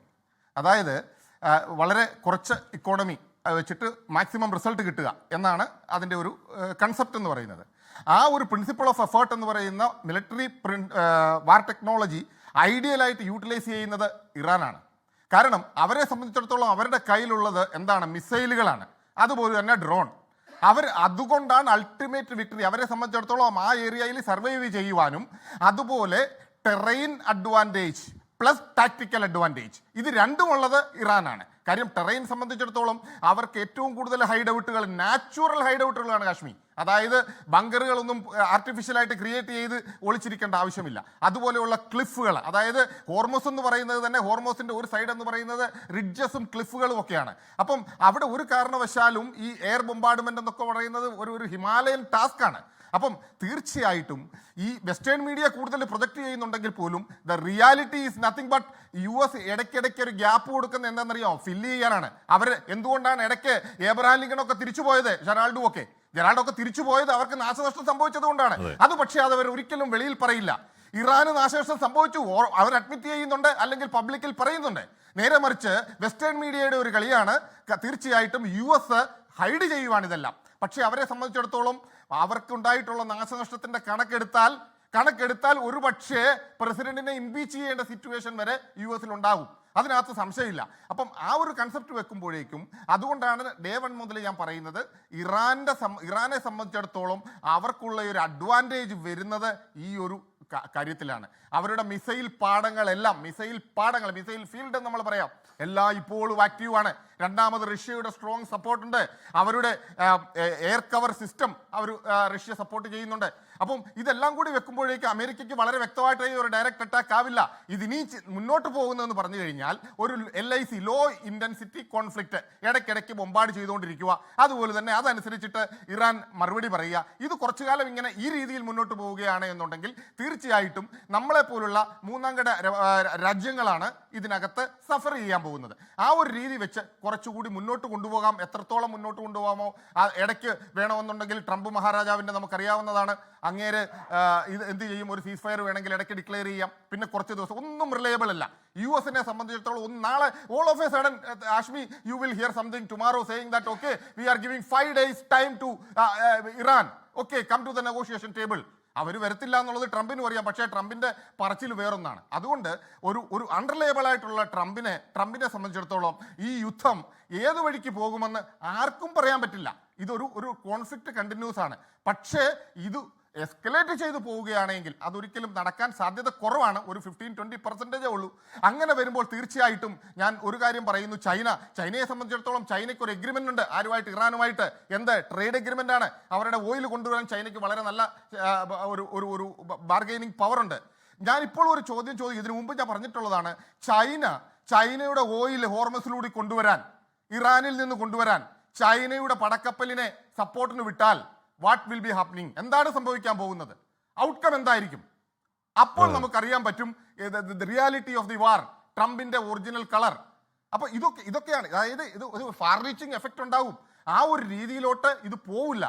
ട്രംപിനെ സംബന്ധിച്ചിടത്തോളം കവർ ചെയ്ത് പ്രഷർ കൂടുതൽ ബിൽഡ് ചെയ്യുക, മറ്റുള്ള രാജ്യങ്ങളെയൊക്കെ ഇത് ചെയ്യുക. കാര്യം അവിടെ പിടിച്ചു നിൽക്കാൻ, US പിടിച്ചു നിൽക്കാനുള്ള ഒരു സാഹചര്യം കുറവായതുകൊണ്ട് ഇത് പതുക്കെ ലൈവായിട്ട് നിർത്തുക എല്ലായ്പ്പോഴും. അത് ടോട്ടലി അങ്ങ് ക്ലോസ് ചെയ്താൽ തീർച്ചയായിട്ടും US സംബന്ധിച്ചിടത്തോളം അവിടെ ആൻസർ ചെയ്യേണ്ടി വരും. എന്തിന് ഈ യുദ്ധം ചെയ്തു, എന്തിന് ഈ കോൺഫ്ലിക്ട് ചെയ്തു? You are answerable to the US people. എന്തിന് പോയി? അതിപ്പോഴുണ്ട്. എന്തായിരുന്നു നിങ്ങളുടെ ലക്ഷ്യം, ഇപ്പോഴെന്താണ് നിങ്ങളുടെ ലക്ഷ്യം എന്ന ചോദ്യം ഇപ്പോഴും അവിടെ വലിയ തോതിൽ ഉയരുന്നുണ്ട്. അത് ഇടക്കാല ഇലക്ഷനെ ബാധിക്കുമെന്ന് ട്രംപിന് ഭയമുണ്ട്. നമ്മുടെ സമയം കഴിയണം, അതുകൊണ്ടാണ്. എന്തായാലും കഴിഞ്ഞ മാസം ട്രംപ് പറഞ്ഞത് ഇറാനിയൻ നേതാക്കൾ വെരി റാഷണൽ ആൾക്കാരാണ്, ഇടപെടാൻ നല്ല ആൾക്കാരാണ്, നല്ല നേതാക്കൾ, നൈസ് ടു ഡീൽ എന്നാണ് പറഞ്ഞത്. ഇന്നലെ പറയുന്നത് ഇറാൻ മഹാമോശമാണ്, വൃത്തികെട്ട വാക്ക് ഉപയോഗിക്കുന്നുണ്ട് അവരെ പറ്റി. ട്രംപിനത് പുതിയ കാര്യമല്ല. അവിടുത്തെ ആളുകൾ മഹാമോശം, അവരെ നയിക്കുന്നവർ മഹാമോശം. നാളെ വീണ്ടും പറയും ഇറാനിയൻ ഗംഭീരം ആൾക്കാരാണ്, ആനയാണ് ചേനയാണെന്ന് പറയും. അത് അങ്ങനെ ഒരു നേതാവ്. എൻകൗണ്ടർ പൂർണ്ണമാകുന്നു. ചർച്ചയിൽ പങ്കെടുത്ത എല്ലാവർക്കും നന്ദി. പ്രിയ പ്രേക്ഷകർക്ക് ശുഭരാത്രി.